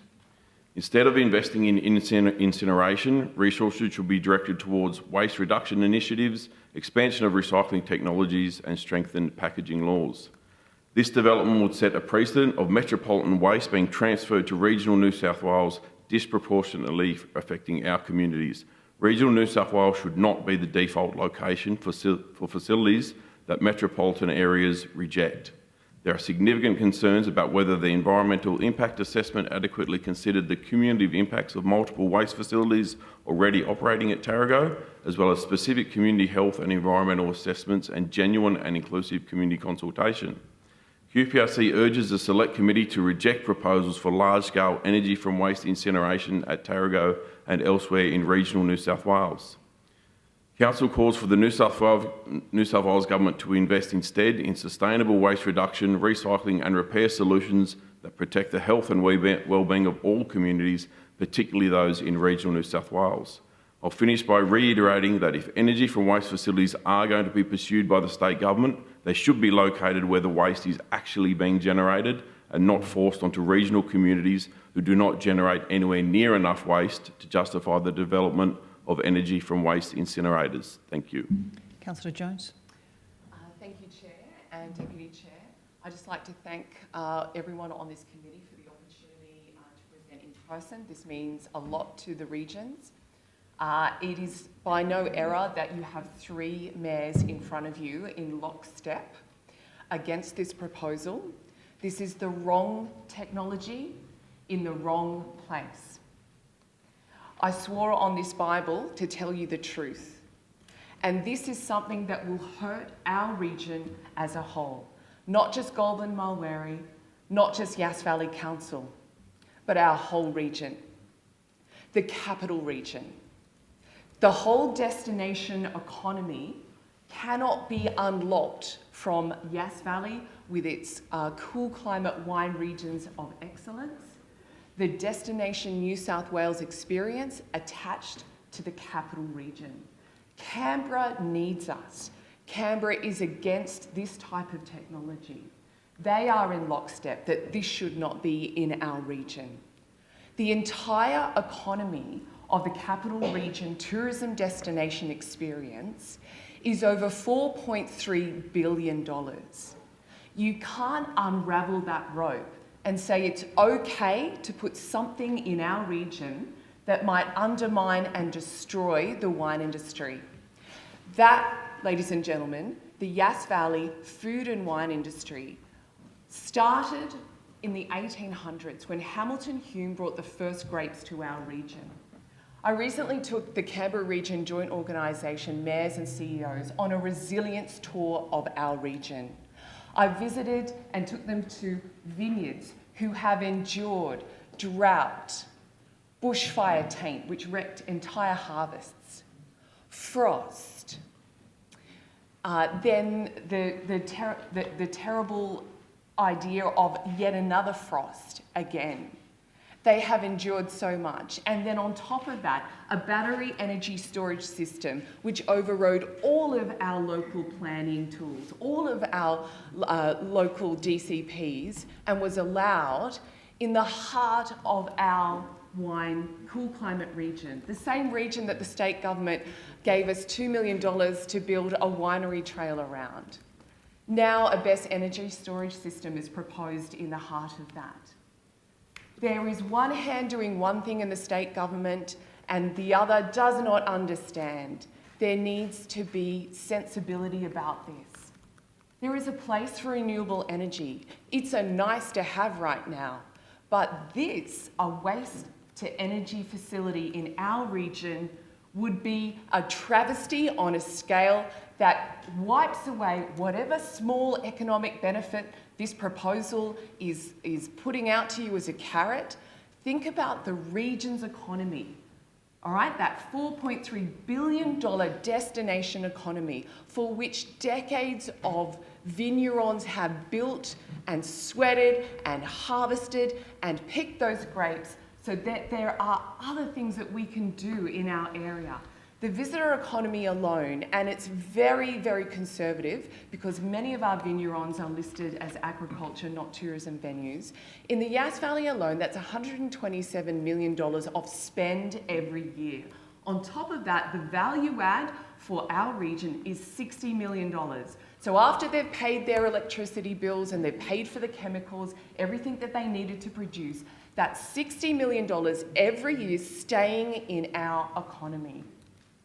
Please, when you look at this, think about, is this the right thing for this region? Because as a lesser to greater argument, if the guidelines for health, for one thing, say that this can happen in our region, yet it can't happen in Sydney, why on earth? Why on earth is it safer in the region? It's certainly not because the metro people are growing their own meat and eating it, and growing their own food and eating it fresh from the garden like our residents do. Those grapes that we hang so much of our economy on, just one incident that could happen can taint those grapes so that we cannot use them for a harvest. But we won't know that. We won't know that until we've spent the money on the bottles, on the labels, on the marketing, and it's on the shelf, and then you pour it out and it tastes like an ashtray. We will not know until there has been so much spent on this. What we do know is that the level required to destroy an entire harvest is 1,000 times less than the national health standard for you and I to go out and eat it off a grape and be okay. For it to wreck a harvest, it can be 1,000 times less than the national health standard. So this company could do everything right, and we know that they don't have a great track record. They can't even meet their own requirements right now under the EPA. But even if they do everything right for the next 30 years, each time that smokestack releases the toxins that we know will be in there in small concentrations, it will land on the soil, it will amortize into the air each summer, it will come over the prevailing easterly winds which goes directly over the Murray-Bateman wine district, the cool climate wine industry of excellence that we hang our destination economy on.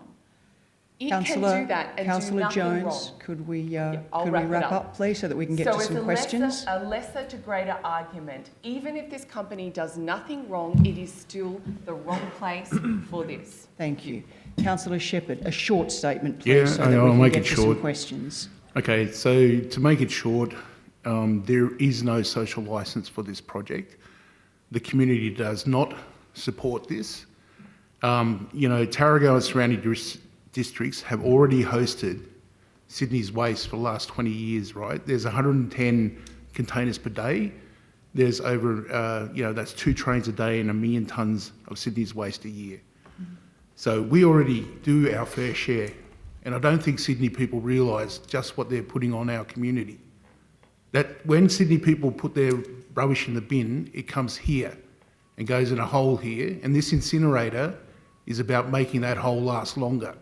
It's not about renewable energy, because the efficiencies on this sort of waste for energy is very, very low. And I can say that because I'm an engineer. So it's not about that. It's about making the hole last longer. It's about making Sydney's waste magically disappear, because we get 40% of it now. If we've got a waste incinerator that's burning away, then, we're only going to get more.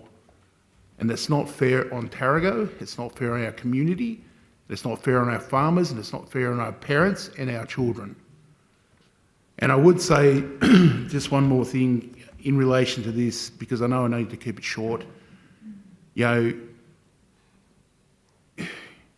We are calling for equity. If this does go ahead, we are calling for equity. So that's backing in our residents in terms of their property, their energy and their health costs, because we don't know what's going to happen. This precautionary principle has to be applied. We don't know the long-term effects of this, and we need to make sure that people are protected into the future. And we also need to make it mandatory for community benefit payments to come to council. We are sick of this corporate branding of Veolia Trust and them coming to us and saying, this is our money that we're giving to the community, when they are mandated to give that money to the community for what they are doing in our community and what they are doing to our community. We need to make it a non-advertisable thing for them. They are giving back to the community because they should. And that's about it. I'll keep it short. Thank you, Councillor. If I could turn to you, please, first, Councillor Dillon. Even though you weren't the mayor at the time, the Golden Maori Council has never been in support of the proposal from the outset. Is that correct? That's right. So the prior council and this council have all voted unanimously against the project. And just turning to Councillor Winchester and Councillor Jones, your councils are also unanimously in opposition to the proposal as it stands. But hearing the very good story of what Goulburn Maori is doing with its own waste, so not using the facility in any capacity, obviously our regional areas are dealing with their own growing waste issues as well. Queanbeyan Palerang, Yass Valley, how are you addressing that? You're obviously not looking at facilities of this nature, but it's a growing problem for your areas as well. Absolutely. So yeah, my understanding is so we're a merged council, as you're aware, that in the Palerang side of our council area, we use our own waste facilities, and my understanding is that Queanbeyan-based waste goes into the ACT, and some of it then does make its way out to the existing facility at Tarago. I don't have all the exact details here in front of me, unfortunately. We have introduced... Could you perhaps provide that on notice? Yes, but we have introduced FOGO in our more metro areas. That's something we're looking at. Mayor Jones? So Yass Valley Council is attempting to reduce its landfill by 80%. We've just received a grant to roll out FOGO as well. And we currently transfer waste to Bald Hill, so we do not use this current facility. And so we're pursuing the organic waste management ourselves. Having said that, a lot of our community is very conscious of and very adept at recycling food organics. Many of our community keep backyard shooks, and we have rural residential properties. So unlike our metro mates sending their waste via train, our community does a lot already to reduce that landfill. Okay, so just 2 points on that emerge from what you've said there, Councillor Jones. Councillor Dillon, when it comes to, really, and it's for all of you, the cross-jurisdictional issues that we heard of from the previous testimony. So the ACT obviously does send waste to Veolia's landfill. That is correct, yes? That is correct. My understanding, about 300,000 tonnes. Okay. per annum.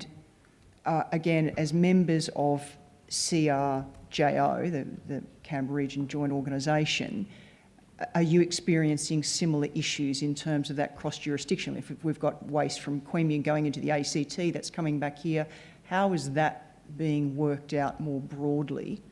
And does there need to be more fine-tuning around all of that as well? I'm sure there does. I think each council makes their own decision on how they're going to make those cross-border decisions. I know that the ACT themselves have said that they won't have such a facility in their area, but I am very well aware that they are using our one. Councillor Jones, Councillor Winchester, anything to add to that? I guess from our perspective, because we are so close to the ACT, a lot of things are dictated by the way they're going to proceed in this regard. I think it speaks volumes that the most progressive government, the most environmentally friendly government we have in all of Australia has rejected waste to energy as something, a path that they want to go down. Okay, one final one from me before I hand on to my colleagues. Again, Councillor Dillon, you've talked about the inordinate and disproportionate burden that has been placed on your community and for you as well, Mr Shepherd. Not least the roads. We were out there having the site visit yesterday, and I drove from Queanbeyan and experienced those roads myself, and the incredible number of truck movements too. Spent almost an hour there on the corner of Tarago and saw for myself. So along with that significant impact on your infrastructure like roads, and that's currently with 2 train loads of Sydney's waste per day, have you received any information on how many more train movements, let alone truck movements? They say it's going to be predominantly by rail. Have you received any information of what it might be should an energy from waste facility progress at the site on top of what's already there? My understanding is it will increase by about another 1/3. So I presume either those trains will be larger or there'll be a 3rd train. And that's only initial. That's only initially until the... That's right. So that's the initial almost 400,000 tonnes. Yes. Yeah, I think it's 2 trains at the moment per day. It'll probably go up to 3 trains per day. Thank you, Mrs McLaren-Jones. Thank you very much. Just following on from a question from my colleague in regards to what you're doing at a local level, do you think there is enough being done in Sydney and in Canberra, or the incentives of the policies are strong enough, and what more could be done to ensure that, I suppose, metropolitan areas are taking more responsibility around their own waste management? And that's for all. I think that they're trying. I think they're trying to educate them. I'm quite surprised when I go to local government association meetings that a lot of the Sydney councils didn't even realise their rubbish was coming up to Goulburn. So I think it's put the bin out on Tuesday night and you just forget about it. You don't think about where it goes. But it then goes off to a siding, and then Veolia do a lot of the services in Sydney themselves, and then Clean Waste or whoever put on the train and then sent up to Goulburn, and I don't think a lot of the Sydney people realise that. So I think it's education. I think it's encouraging them to do the circular economy, encouraging them to do the green waste as well. So I think there's probably still a lot more can be done down there, and I think just putting it on a train and sending it to Goulburn, it's probably not encouraging them to do those extra things. Any other comments? Henry? Yeah, as I said in my opening statement there, I think if waste energy is something that the state government is seriously looking at and it thinks is a future for waste in our state, then, if they think it is so safe, then build it in Sydney, build it where the waste is coming from, because we don't need one in our part of the world. We do not generate enough waste for there to be any need to be an incinerator. And just as each household is responsible for their own waste, each LGA should be responsible for their own waste. And I'm very comfortable with how my council is approaching it, and I'm sure if Goulburn only had to deal with their own waste, they absolutely would not need something that they've had to put up with. They don't even use, as they said, the facility that they have in Tarago. Thank you. If I can build on the argument of Councillor Winchester, the scale to do the sophisticated waste treatment is in the metro area. For example, you know, we get a circular from local government New South Wales telling us all of the exciting ways that you can turn, you know, glass into road base. And I'm constantly at our, you know, at our executive, are we there yet? Are we there yet? Do we have that economy of scale? What if we were with the Canberra Region Joint Organisation? Can we do that? So in the metro area, you have the opportunity, you have the scale and the quantum to do it. There are some innovative councils that are doing things like stripping all of the metals out of tech and all of the components out of bed mattresses and recycling that and selling it on the open metals market. It can be done if there's a business savvy approach instead of the, as Mayor Nina said, put it out on Tuesday and forget about it. We don't have the opportunities of scale without transporting those materials like those metro areas do. There is, I believe it's a $3 billion waste levy in New South Wales. That should be utilised for two things right now, to assist councils with the cost of diesel crisis, and two, plough it into fresh technology and fresh thinking in those metro areas. And wouldn't it be a joy to know that we could actually reverse those trains, send our waste to Sydney because they've come up with the next greatest thing since sliced bread, which doesn't create the problems of this low-tech waste energy burning facility. As far as I understand it, the version that creates the plasma blocks is far more sophisticated, but requires a deeper investment and commitment from a community. So why not use that waste levy that is collected by the government, is sitting there to be used, and put it to good use? I'm mindful of time, so I'll... Thanks, Chair. Thank you all for appearing today and for your excellent written submissions as well. I think we had a good idea of the Council's perspectives before arriving today. My first question is to Goulburn Murray. You said that there were 40 different state significant developments being proposed in your LGA. I'm interested in your perspective on cumulative impact assessments and whether that's working or not, and what you would That's suggest. top of our list. So we have got solar farms, we have got extractive industries, we've got waste facilities, we've got a proposed energy from waste facility. And it is just accumulating and accumulating. I think that the general community is overloaded with it. I think that they feel that they have no control, that these decisions are all being made in Sydney, and we're just not getting the say in what is happening in our own backyard. It is so significant, it's unbelievable. At 40 projects, we're not even a res. So a res, most of the reses haven't got anywhere near the numbers. I've spoke to all of those. No one's got as many as we have at the present And time. can I just ask a follow-up? So this government, with the support of the Liberal Nationals, actually weakened the requirements for cumulative impact assessments last year. Did they consult with you about that as a local government area with 40 state significant developments? But I'm certainly making as much noise, our council's making as much noise as we can to try to get this recognised, because as you've seen that road yesterday, the amount of funding that we get from that particular proponent is about $1 million a year, and it doesn't touch the sides. So if you can see the side of the road where the loading trucks are driven on, it's completely deteriorated. We could spend $1 million every 3 months and still have that road deteriorated. We're going to have more trucks on it. So there's lots of things other than just that one particular road. There's lots of other roads that are getting accumulated. We've got one area down in Marulan where we've got 4 projects listed to be in the same area. At the present time, it's a little country road. So we need to be able to have funds to be able to do the infrastructure to do these projects if they want us to do those projects. And coming back to all 4 of you more broadly with the finances, obviously the local government sector is just under enormous strain, and I used to be a councillor at a regional council, so I understand that. What additional support would help from the state government in terms of implementing local initiatives to reduce waste at its source?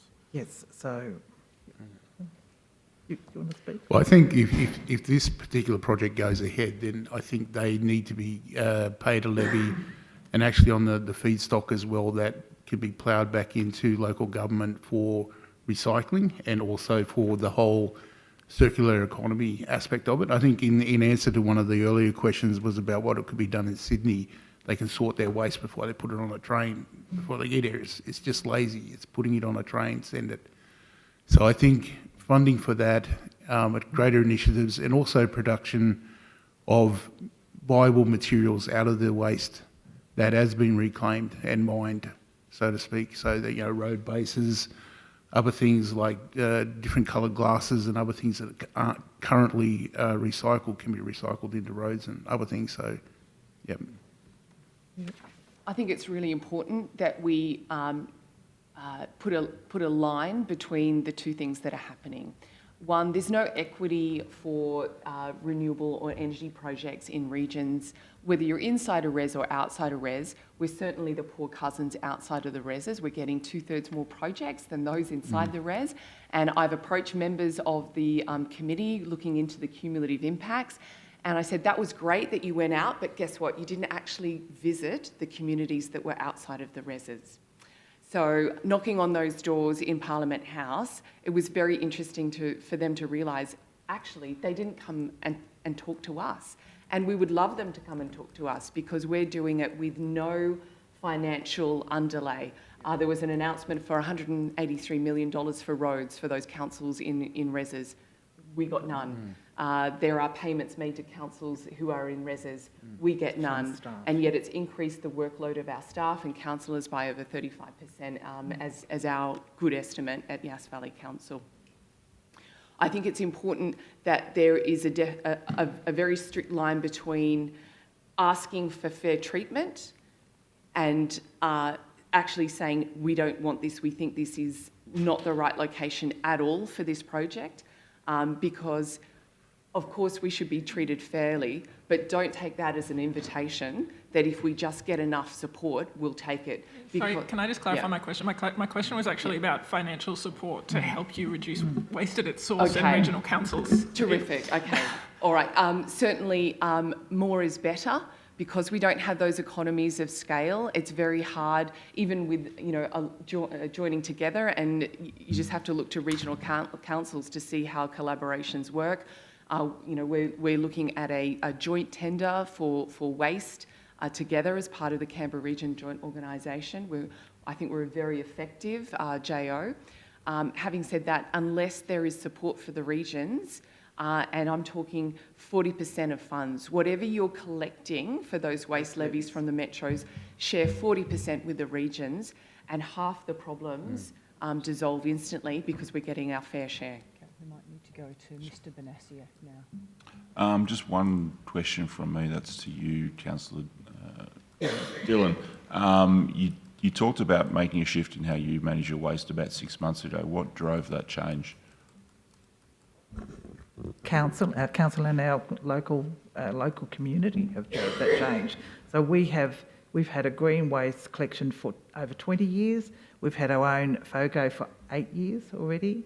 And so the circular economy, the reuse out there was just a natural progression. We have got a state-of-the-art landfill facility where people drive in and things are sorted as you drive in. You put your batteries there, you put your oil there, you put your general land waste there, you recycle. So I'm sure other councils would be keen to do the same thing. Sorry, Chair, I lied. One more question. And this is to all of you. Given EPA's inability to regulate Veolia's actions and performance thus far, do you trust them going forward to regulate a much more problematic project? Well, sadly, the community definitely don't trust them. We had a meeting with EPA when we were in Sydney for regional cities recently, and I must admit I came away not feeling overly confident myself. I'm sure that they're probably doing the best that they think they can do, but they definitely need to do more.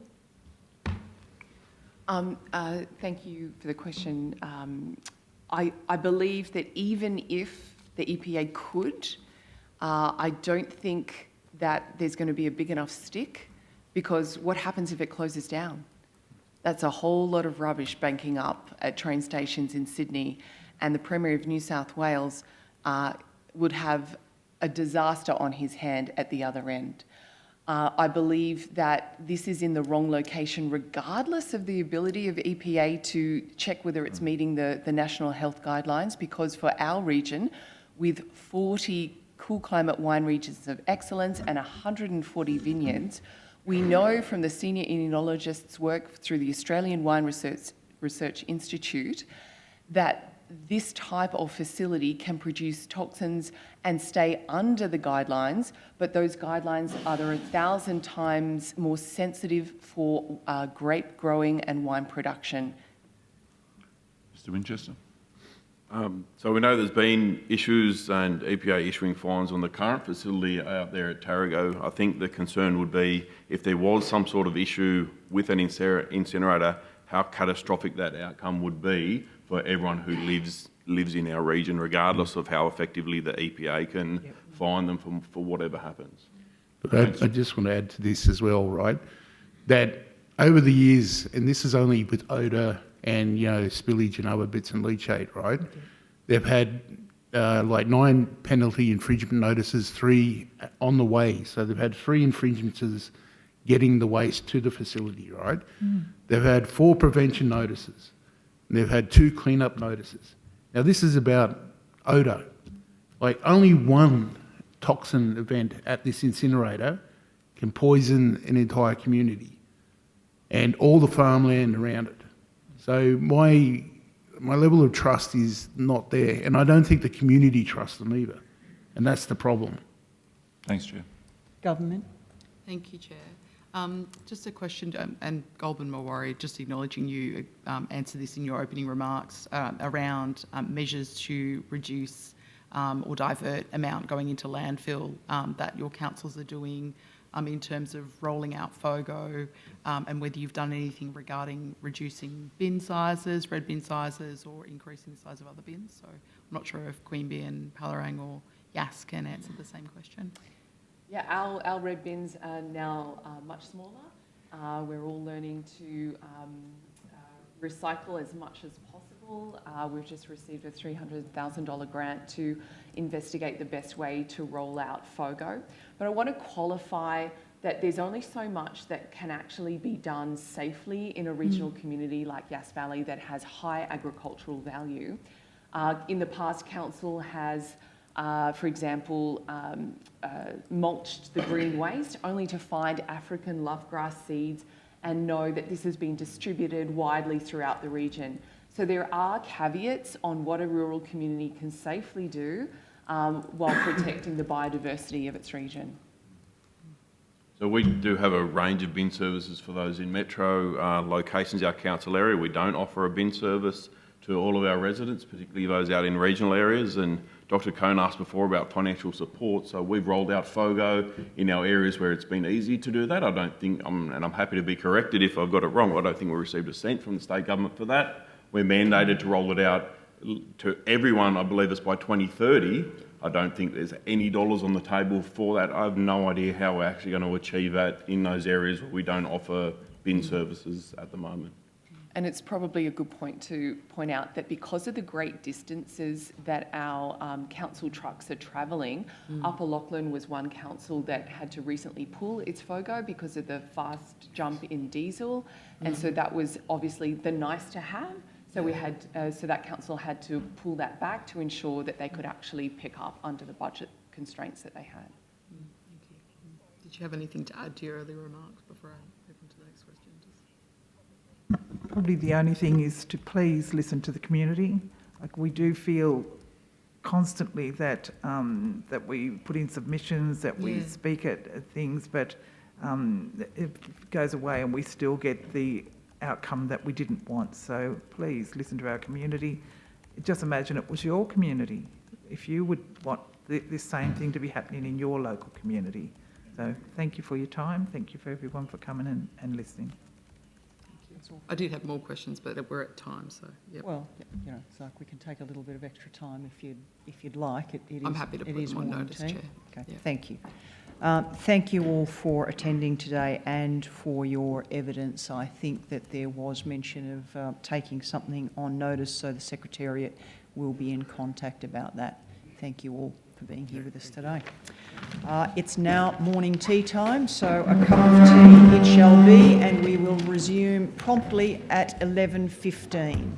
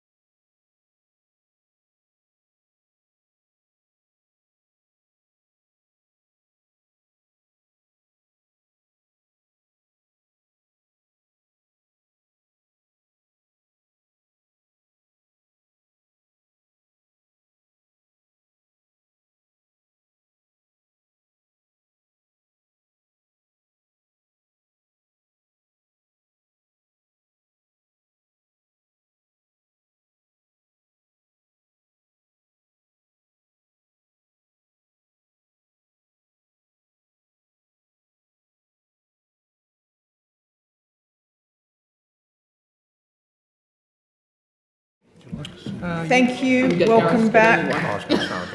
Welcome to all of the witnesses. If we could have some quiet, please. Welcome to all of the witnesses and thank you for making time to give evidence. Could each of you, Ms Clay, I'll come to you separately because you're joining us from the ACT, but could each of you, starting from my left, please state your name, position, title and swear either an oath or affirmation. Darren Michael Plum.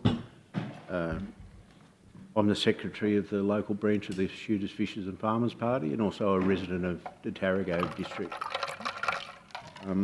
I swear that the evidence now about to be given by me shall be the truth, the whole truth and nothing but the truth, so help me God. Thank you. Yeah, I'm Andrew George Wood. I'm the president of the local branch of Shooters, Fishers and Farmers Party. I swear that the evidence now about to be given by me shall be the truth, the whole truth and nothing but the truth, so help me God. Hello, Chair. My name's Michael Jeremy Pilbrow. I'm the president of the Goulburn Electorate Council for the Labor Party. And I solemnly, sincerely and truly declare and affirm that the evidence now about to be given by me shall be the truth, the whole truth and nothing but the truth. Hi, my full legal name is Elizabeth Ann McEwen, but I prefer Liz. I'm Councillor Liz McEwen. My oath is I swear that the evidence now about to given by me shall be the truth, the whole truth and nothing but the truth, so help me God. Thank you. And Councillor Clay, Ms Clay, who is with us online, of course, from the ACT. I note that you are appearing via video conference from the ACT. Please note that for witnesses appearing from outside New South Wales, the normal protections under parliamentary privilege are limited.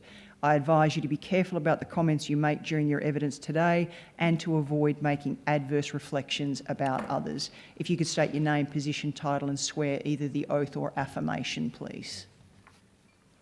I'm Jo Clay. I am Deputy Leader for the ACT Greens spokesperson for the circular economy and member for Ginninderra. I swear that the evidence now about to be given by me shall be the truth, the whole truth and nothing but the truth, so help me God. Thank you. Now, we have a lot of you here. We only have until 12 o'clock today, so could I ask you, please, if you're going to make a short opening statement, that we keep it short? Any or all of you wanting to do that this morning? Yeah, Start from my left. Yeah, sure. I'd like to thank the Chair and the committee for allowing us to give evidence this morning.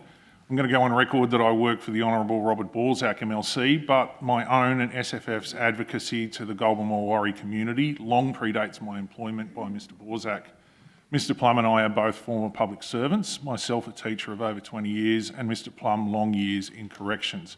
We understand the weight of policy and political decisions and how they destroy communities, often country communities. However, we stand at the 11th hour with time to stop this abomination. This may sound emotive, the reality is emotive. Residents and landholders are already thread-worn after years of uncertainty, and this proposal threatens irreversible contamination of our region. Shooters, Fishers and Farmers claims the cred of being the first political party on the ground in 2020 when energy from waste was initially proposed. We stood alongside the community against the Jarrara Power incinerator proposal and saw it defeated, only for Mrs Wendy Tuckerman MP to later announce South Goulburn as a new incinerator precinct. Tarago residents already live with the stench of Veolia's flawed landfill and historic lead contamination that the EPA admitted they had dropped the ball on during a community meeting concerning the incinerator. I'm a father of 8, all born at Goulburn-based hospital, and Mr Plum has lived here all his life. We live and work, raise our families and hunt in this region, assisting landholders. As a local councillor for 2 years, I spent many hours with community members and was present when the operations manager of Veolia's Shropshire incinerator in the UK acknowledged that it had breached emission standards at least once, far from the perfection they alleged. The assurances given to the community were hollow and deceitful, particularly during the extraordinary council meeting of the 29th of September 2022. It should be noted that Richard Kirkman, the head of Veolia, departed only weeks ago from Australia. At the same time, the EPA removed its energy from waste page from its website to be replaced by a position statement on which the ink is still drying just as this inquiry intensified. Coincidence? I think not. I asked Veolia's team 2 years ago, why should residents choose an incinerator? If you boil it down, there is some contamination from a landfill. With an incinerator, everything is contaminated, from PFAS, carcinogens and toxins. Why does Minister Sharp get to sacrifice our spouses, partners, our families, our parents, our animals, our crops and homes, and our unborn children? Why is it okay here if it wasn't in Western Sydney? Thank you. Thank you. Mr Pilbrow. Chair and members of the committee, thank you for the opportunity to appear today. For full disclosure, I stood in the 2023 New South Wales state election as the Labor candidate for Goulburn, but I'm here in a personal capacity and as an advocate for my community. When I campaigned before the last election, knocking on doors, speaking with people at markets and shopping centres, one issue dominated so many conversations: the proposed waste incinerator at Tarago. People were frustrated and frankly insulted. They felt they were being treated as a convenient dumping ground for Sydney's waste. When what Sydney rejected was being pushed onto them, they realised that was not fairness, that is inequity. I listened to those concerns and I was persuaded by the strength of the community's case, and for more than 3 years since, I've continued to support them. My position is clear.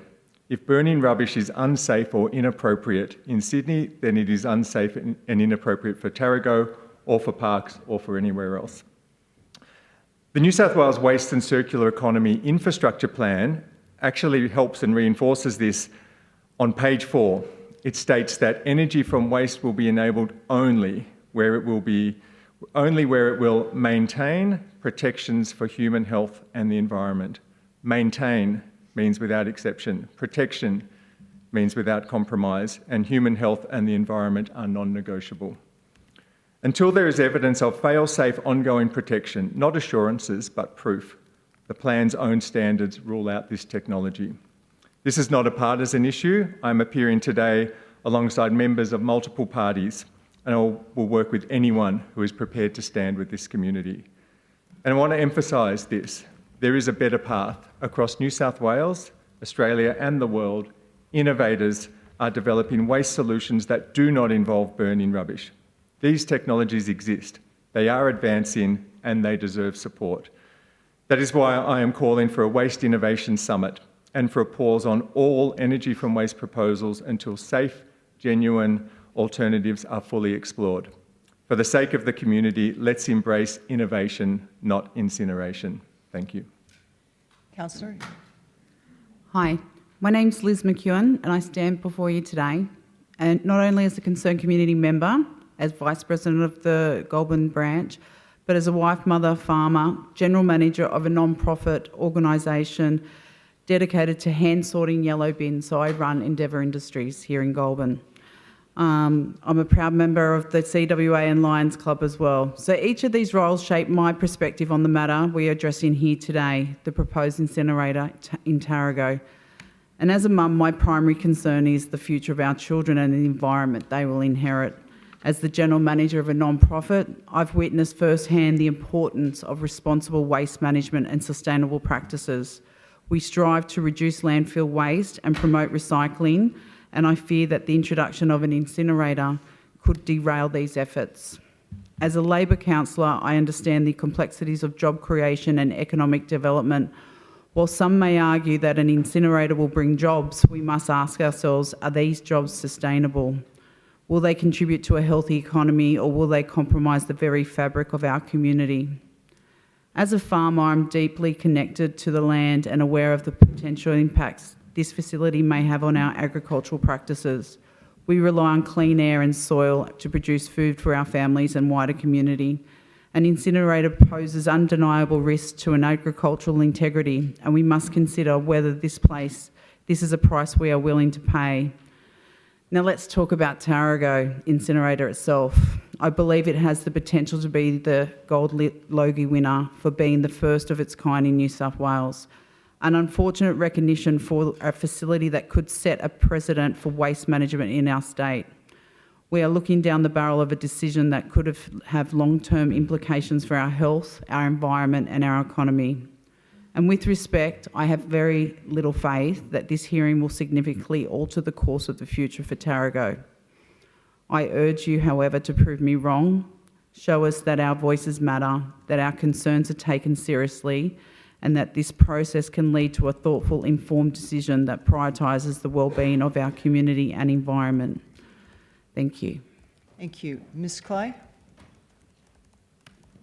Thank you. The Greens have long opposed incineration. We stand with our communities and we have opposed incineration for decades. Here in the ACT, we've banned thermal incineration of waste. We did that in our law and policy 2020 to 2025. We've just successfully lobbied our government to extend that waste incineration ban indefinitely. We need to work harder on our circular economy. There are many, many ways we can do that, and incineration is simply not a risk we should accept, nor is it a risk that we need to take. I have personally been lobbied by the food growers in our region. They are equally concerned about the impacts air and water pollution is going to have in our food growing region. I cannot imagine how concerned the local residents near Tarago must be. We are worried about this in Canberra. And here in the ACT, we've actually recognised the right to a healthy environment for people, and human rights are not divisible. I agree with other witnesses, it's in our submission. If this facility is not safe in Sydney, we do not understand how this facility would be safe in any region near any people. That's what human rights means. That's what something like the right to a healthy environment means. So we do not think this is an acceptable facility to build. Thank you. So let's get straight to questions then. Mr Pilbara, can I start with you, please? You moved a motion at a Labor conference, something that I raised with Minister Penny Sharp in budget estimates, to ban waste incineration.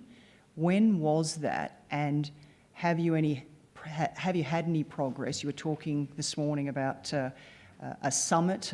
Have you had any progress with that motion itself, or the concept that you've raised this morning with your Labor colleagues at any level of government? Thank you, Chair. There have been motions at a number of Labor conferences, not just from this area, but also from other parts of New South Wales, supporting the communities who are opposing this technology. So I'm thinking of the exact years when the conferences happen, because they don't always happen in every year. But the last two conferences, and we've got another one coming up in July, and there will be from Western Sydney, from northern New South Wales, from other parts of New South Wales. There'll be motions put up. There's a lot of support for the shift to the circular economy, and that's at the heart of the environmental policy we support. But to be honest, we keep fighting for this particular concept of a prohibition on waste to energy incinerators across the whole state. So it's still a fight within the party, Chair. Councillor McEwen? Yes, McEwen. Have you had any chance to progress any of this with your fellow Labor colleagues at other levels of government? Not at this stage, no. I attended the last Valentine's Labor conference as an observer, but no, not at this time. Okay. Ms Clay, if I could move to you, please. Yes, the Greens are opposed to incineration. Yes, the ACT has banned incineration facilities within the jurisdiction of the territory. But we've heard this morning, confirmed by the Mayor of Goulburn, Mulwaree, that the ACT actually sends waste here to Tarago, to the Veolia facility. So is that not sending mixed messages about how we are to address waste, and what is the ACT going to do should the energy from waste facility actually progress? We should be dealing with our waste better than we are in the ACT. We've had a number of things happen. Our materials recycling facility burnt down. That was meant to be replaced and up and running by 2023. It is now 2026 and it is not operating. We had government agreement to build a food and organics gardening recycling facility, which was meant to be running in 2023. Again, it is 2026, and we still do not have that facility procured and running. I have raised concerns about passage of construction and demolition waste across the border, and I put out a paper suggesting that 200,000 tonnes of C&D waste were likely leaving the ACT and moving interstate. And government has since confirmed that they think about 200,000 tonnes of C&D waste might be leaving our state and moving interstate, and we need to move on that. So I absolutely agree that the ACT needs to be dealing with our waste better than it is. We have made some good progress in our recovery rates. We made a lot of progress in the 90s. We set the first zero waste target, and we went from very low recycling rates up to about 75% recovery within a very short period of time with strong ambition and good programs. We've plateaued at that for a couple of decades, and now we have started going backwards. And those three problems that I just laid out to you are the three biggest problems that I'm looking at that I think our government needs to deal with genuine commitment. And we have all of the solutions there. We just need to crack on with the things that we have agreed to do. A final question from me before I hand over to my colleagues, to Mr Wood, Mr Plum. In your submission, you argue that the consultation process has become less reassuring as time has gone on and more material has emerged. So what do you feel has intensified those concerns rather than alleviating them? Well, initially it was clear that dioxins and furans were going to be emitted by the stack of the incinerator. And then it became clear that PFAS was also going to be emitted. And that was downplayed from the outset. Veolia as a company has not been transparent. They aren't transparent as an operator of the landfill. And as this process has gone forward with the incinerator, then they haven't been transparent about that either. We've just had a select committee inquiry into the effect of PFAS on water supplies in New South Wales. How we can ever consider having the same thing coming out of an incinerator and contaminating another region of New South Wales is unfathomable. And this was something that Veolia sort of tried to push aside as they've gone along. There's other aspects like the heavy metals. Last week when there was the inquiry at Parliament House, they spoke about what they were going to do about the heavy metals. Well, first we were told that they were going to use things like copper and iron. Oh, well then, no, that was a confusion. Well, initially the heavy metals were going to be mixed up in concrete and put in the ground with a membrane so that they wouldn't get into the groundwater like the contamination that's already there. Well, then they decided that they couldn't do that and that they'd have to take those heavy metals somewhere else, transport them somewhere else. So where are they going to go? What's going to happen with those heavy metals? All of these things were unclear in the original EOS, and now they still haven't been clarified. So if we don't have details on what is the most critical aspects of burning off the worst of the chemicals, the worst of the residue, then how can we ever make a decision and give this thing a tick in the box? Ms McLaren-Jones, 3 minutes. Thank you very much. We heard yesterday from a number of residents, we also heard from witnesses today about the agricultural benefits and the economic value of this region, particularly around tourism.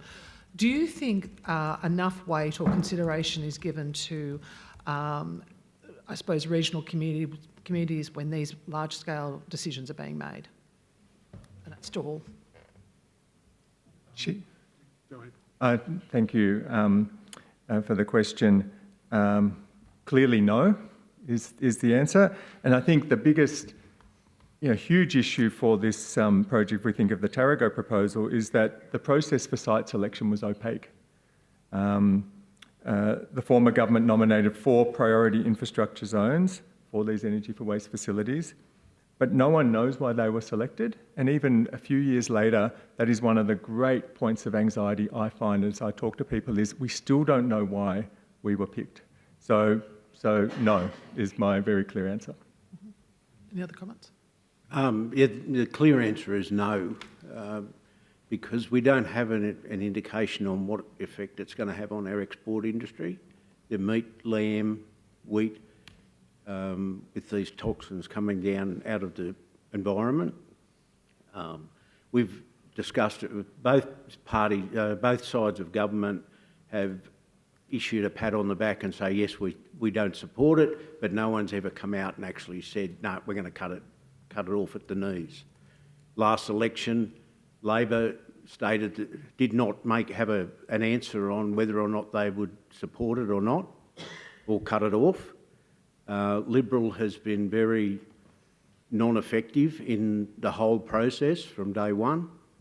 So the residents of this area have no faith in government whatsoever in relation to getting a fair and equitable outcome out of this, because it's our residences. And it's been raised in relation to, and the term, the regions that are being used as sort of dumping ground when it comes to garbage. What, I suppose, pressures and levers could be placed on metropolitan councils to lift their game in how they manage waste? Can I just answer that? Sorry, because I'm the General Manager for Endeavour Industries and I have the waste contract for commingle sorting with the Goulburn Council as well as being councillor. So I've got a few hats. So can I just say that all councils in Metro Sydney should all be responsible for sorting. Like it's just sheer laziness in terms of, I've got, a non-profit organisation. I have people on a MRF line hand sorting and selling the products back to Sydney, and that's how we make money as a non-for-profit. So I think all councils in, whether it be Sydney or regional, all should have these. We've got them in regions. We've got, they've got them in Young and Cootamundra, and we've got another non-profit organisation, Currajong, they do out down in Albury, and they service 6 councils. So I think it's up to every individual council. And I say that because I originally came from Sydney 7 years ago, and I really feel that, I left Sydney 7 years ago for the better life, for the cleaner air, and people say, why did you come to Goulburn? I say it was for the quiet life, and it's not quiet at all, because I do a lot. But, and I'll give you a little side story. Sorry, just to deviate a little bit, just to give you a side story, a bit of a background. My husband worked for Veolia 20 years ago in Enfield, and when Woodlawn started, we were told it had a life of 75 years, 20 years ago. And that's when I first met my husband.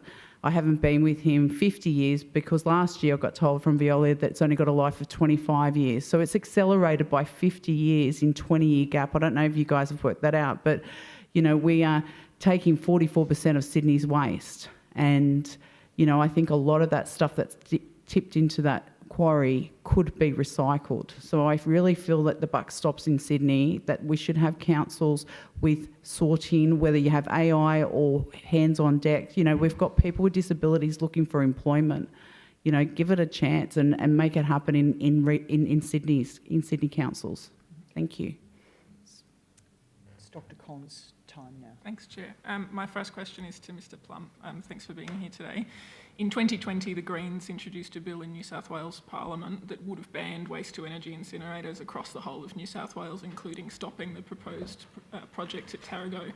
Both Shooters and Fishers and Farmers MPs voted against that bill, and neither of them said anything during the debate. Did either of them consult with you as the local branch to take your views on board about their position on that bill? My knowledge of that is the fact that because we voted against it, was the fact that it wasn't just about the incinerators, it was also banning any future investment into options other than incineration. And I believe that was why it was banned. We voted against it, sorry. You did vote against it, having not said anything, and I'll just note for the record that's incorrect, and it's in the title of the bill, Prohibition of Waste to Energy Incinerators. Could I speak to that as well? Sure. Being the president, it was a really heavy-handed and clumsy and poorly written bill. There are so many other types of technology that we've heard just in this particular hearing that talk about refining plastic back to oil, refining it to gases that can be used for things like biodiesel, that can be used for clean burns. The reason we didn't vote for the bill at the time was because it precluded all of the other technology that we knew was coming along. So to characterise it as being, short-sighted, it's simply untrue. I didn't use the word short-sighted. Look, I'm happy to... I didn't ask the question to you, Mr Wood, because I know you're a staffer. Nonetheless, I was the president of this branch at that time. Why would you not seek an amendment to the bill or put your concerns on the record if they were so specific? Well, at the time, we weren't sure what was coming, and so we decided to vote against the bill. It was our decision. So you weren't sure what was coming? It was on the table We from weren't August sure what to was November. coming in technology. Look, same question to the Labor Party members. The spokesperson for the Labor Party, and acknowledging they were in opposition at that time, specifically in debate said that one of the issues with the bill was that it would ban proposals currently in the planning process. And at that time, the only proposal in the planning process was this one at Tarago. So the Labor Party took a position that they couldn't support a ban specifically to allow this proposal to be considered. Were you consulted as the local ALP branch about that decision to oppose the Greens bill? No. Not at that time, but at that time I would have just been a citizen. But what I will say is that in political parties we have disagreements. Probably some of us here have more in common on this issue than we might have with others in our own parties. As ordinary party members, we've been public, unequivocal and strident from the Goulburn area. We'll keep doing that. If that makes us unpopular in Macquarie Street, so be it. Thank you. And Chair, can I ask one more question to Ms Clay regarding the ACT ban on incinerators? And I understand that came in while the Greens were in coalition government in the ACT. What was the process that led to that ban, and how has it been received, and has it caused any issues in the ACT? It has immense community support. Yes, it was brought in with Greens in government, in coalition government with the Labor Party. We had immense support from the community and we brought that ban in. This term, that ban expired on the papers, and we again, with immense support from the community, lobbied the Labor government from the crossbench to extend it, and the Labor government has said they have extended it indefinitely. It is now a permanent ban. There is absolutely no downside so far as I can see.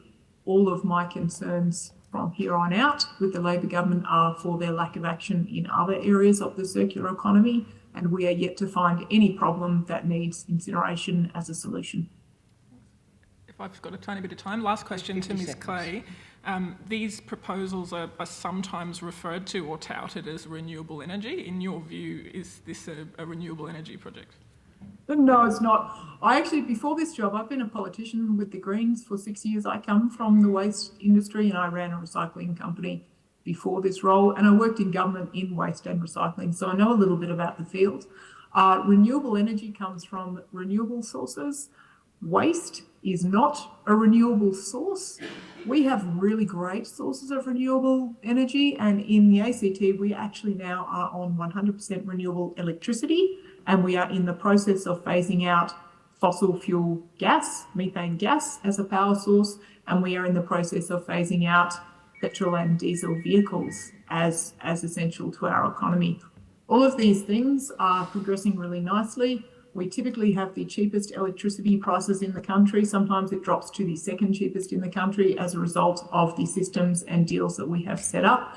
Our phase out of methane gas is progressing quicker than we predicted on the papers because people are now voluntarily switching over faster than our incentives and requirements are expecting them to. And on the latest data, I think EV sales were now 34% of all new car registrations. So again, I would say we are yet to find a solution that requires non-renewable energy or incineration. Are we yet to find a problem that requires these things as the solution? Thank you.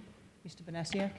Thanks, Chair. Just firstly to you, Mr Wood and Mr Plum, we've heard a lot about mistrust in Veolia and EPA, largely due to their non-compliance in their existing operations and EPA's inability to deal with that. Is there anything else that has happened in their behaviour or their actions that have accelerated that mistrust, in your view? There's an ongoing pattern of complaints to the EPA where people don't hear back from the EPA. A lot of those have to do with the odour from the landfill, but people don't feel like they're heard. And there was a meeting, and it must have been in 2022, when the EPA came out to speak with residents about the proposed incinerator, and the EPA came with armed police. And there is no way that a community who are already suffering and who have already been hard done by the poor behaviour of a corporation and are now under the hammer for another toxic development can feel anyway listened to by a government or authority that, in their own words, dropped the ball. That was at that meeting, a resident came out and said, "Are you aware that the lead contamination near the station, which is supposed to have been sealed, that's now unsealed, it's leaking into the creek?" And the representative from the EPA said, "Oh, we've dropped the ball."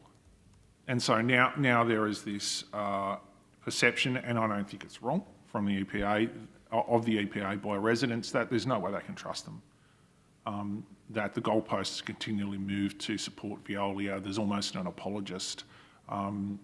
They feel there's an apologist approach by the EPA to support the poor behaviour of Veolia, and that any penalties that can be handed out are just chump change. Veolia pays more for a big lunch.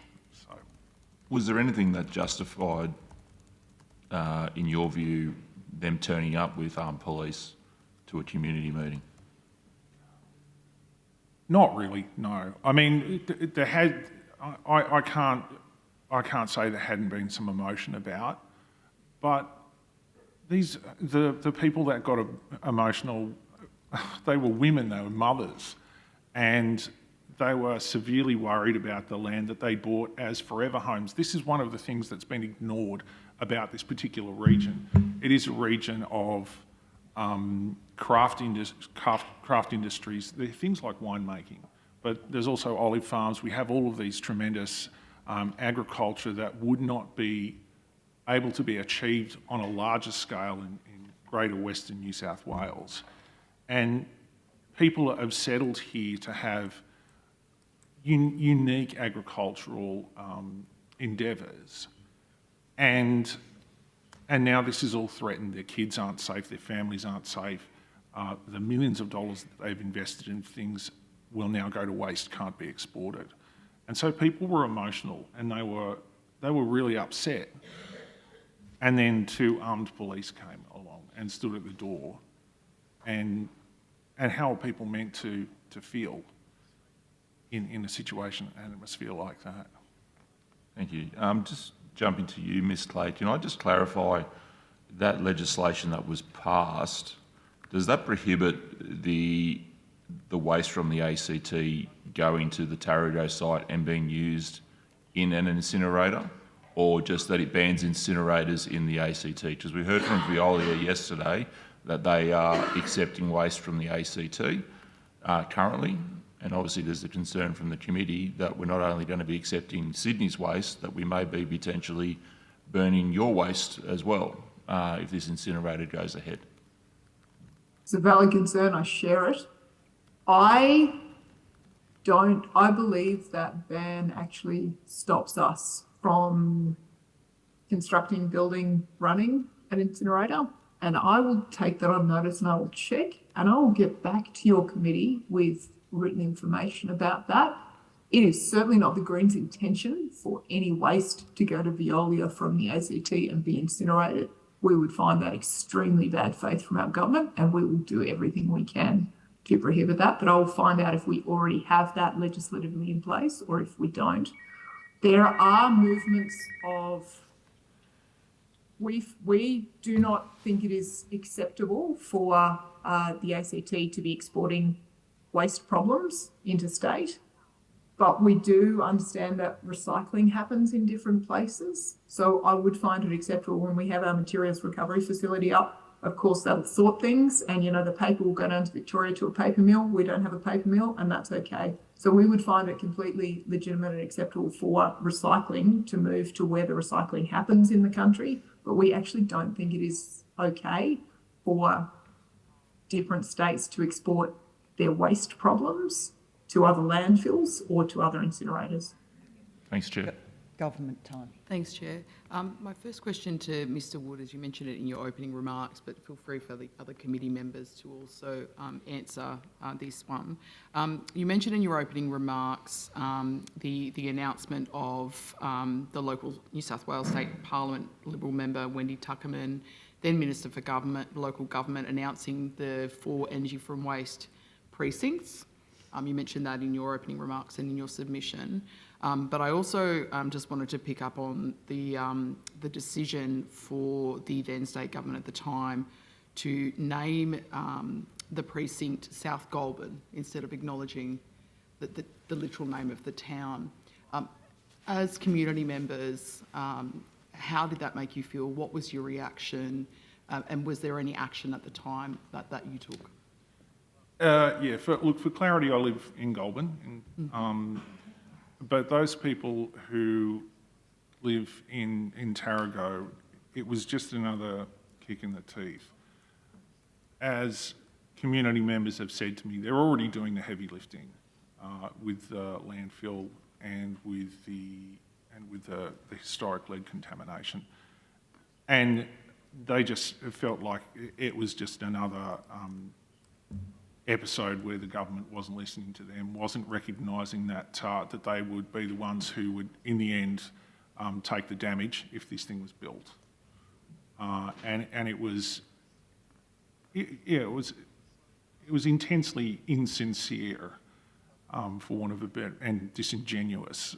And it was very hard at the time to get in contact with the local member, and by the time the local member came out to a meeting at Tarago, having any sort of conversation with her was extremely difficult. I acknowledge now that she opposes it, and that's great, but that wasn't the feeling that the community had at the time.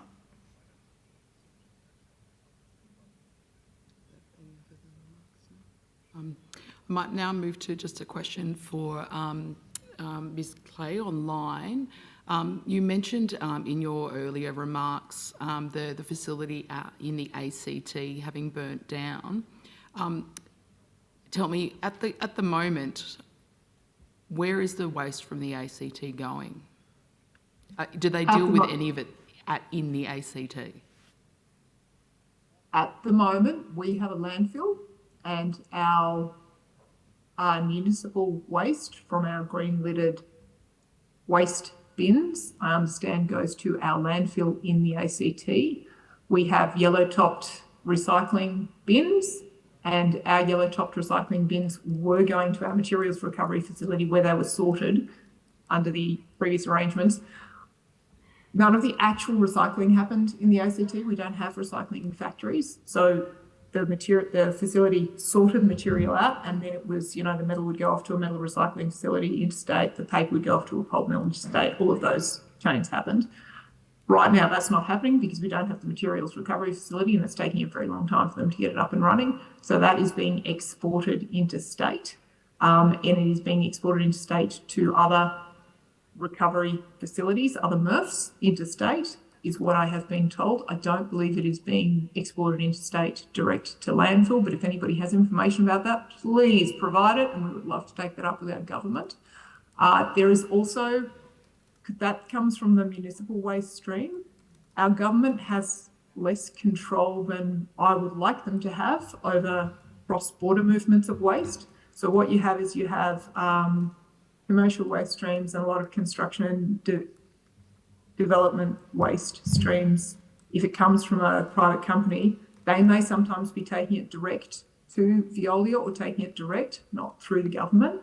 And I have actually been trying to chase this problem up and make sure that our government is taking better controls in terms of regulation and economic settings to stop that and to make sure that waste is going to the best circular economy recycling facility outcome. But I couldn't hand on heart tell you if that's what's happening. You would need to ask. Sorry, I've got really limited time. Are you aware of why or how the facility burnt down? Yeah, battery fire. And has there been any steps to introduce mandatory product stewardship, as we have here in New South Wales, around things like batteries in the ACT? Oh, such a great question. Every time we try and get our government to do anything in product stewardship, they just throw their hands in the air and say they can't because the federal government is going to regulate it for them, and the federal government hasn't yet done it. I have noticed that you have got New South Wales product stewardship legislation. Thank you. I might now move to a question to Mr Pilbrow and Councillor McEwen. Particularly Mr Pilbrow, in your opening remarks, you mentioned innovative alternatives to incineration. What sort of alternatives are you aware of or would you like to see being explored? Thank you very much for the question.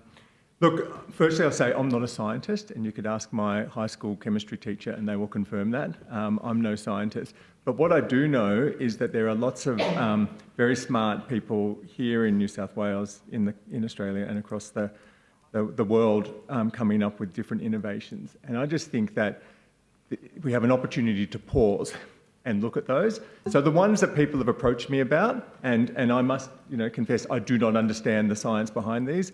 The black soldier fly can process organics into soil products. Biocar, hydrogen from waste pathways. Apparently there's some great opportunities there. Much better advanced plastics recycling, high temperature plasma pyrolysis, and using AI to sort materials in a much more efficient way. Other smarter people than me will know what's involved in each of those, but I think we have an opportunity. And I guess back to my earlier point, let's get those smart people in a room. Because once we go to burning waste, we're locking in for a long time into the future. So take a pause, investigate those innovations, much better than incineration. Thank you. You mentioned also in your remarks some of the feedback that you received from the community door knocking around areas, and in particular Tarago. I just wondered if you could sort of expand on that in terms of the feedback that you received. Has that changed over time, since that time, or anything else? Yeah, thank you. Look, so many personal stories come out when you talk to people in the community about this. But in summary, there's three issues that keep coming up: the project, the process, and the proponent.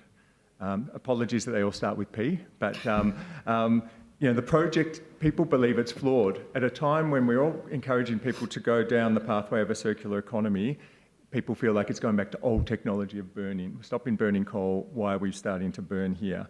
The process, I've already talked about that, how opaque it was. And we even heard this morning that even seemed that if you're in the cabinet at the time, it was opaque from you. I mean, that is very the opposite of transparency around the process for the site selection. That keeps coming up because people still, 5 years later, don't feel like they have got any proper answers. And the proponent has lost the community's trust, and I don't think I need to say any more about that after what others have said. Project, process, proponent keep coming up, and that hasn't really changed in 5 years. Thank you. Councillor McEwen, I wondered if I could just ask you a question boldly about Endeavour Industries, just with that hat on, if you can. In terms of, you sort of, I suppose, put a call to action for Sydney councils to look at doing similar things. What has been, in your experience, some of the benefits of that, the work that he's done, but also, some of any of the challenges if a council was to look at going down that path? I think waste needs an overhaul. It reminds me going back to my year 7 public speaking days of slip, slop, slap. We had a melanoma epidemic, and, we have to get really smart and really clear with people and residents of Australia, really. What is recycling, what is landfill, what is FOGO, green bin, red bin, yellow bin, purple bins, like how many different colours can you have? People don't understand what can go into a bin.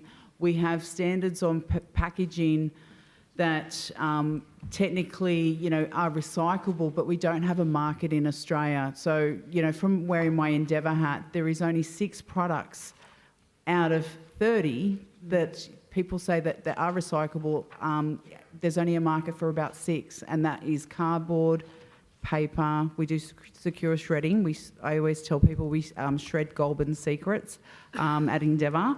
And getting back to the 6 is paper, cardboard, aluminium, steel, milk bottles, and PET. That's it. That's all that can be. There is technology coming for the other products, but it's not there yet. And while people are recycling those things, there's nowhere to put them except for landfill, unfortunately. And there is a lot of councils I am aware of that don't recycle because they don't have the recycling abilities or facilities, or the transport's too far. We've tried to work with nearby local councils, but unfortunately the compaction rate of the bins, so because of transporting, they'll put in, instead of 300 bins in a truck, they'll put 600, and by the time it offloads, we can't undo it all. It's so compacted and the glass is broken down into nothing, so we can't sell it on to our customers. So Thank you, sorry. Councillor. Our time has now finished for the morning. Thank you all very much for attending. The Secretariat will be in touch if there's anything further that needs to be provided. Thank you all. Thank you. Thank you. Thank you.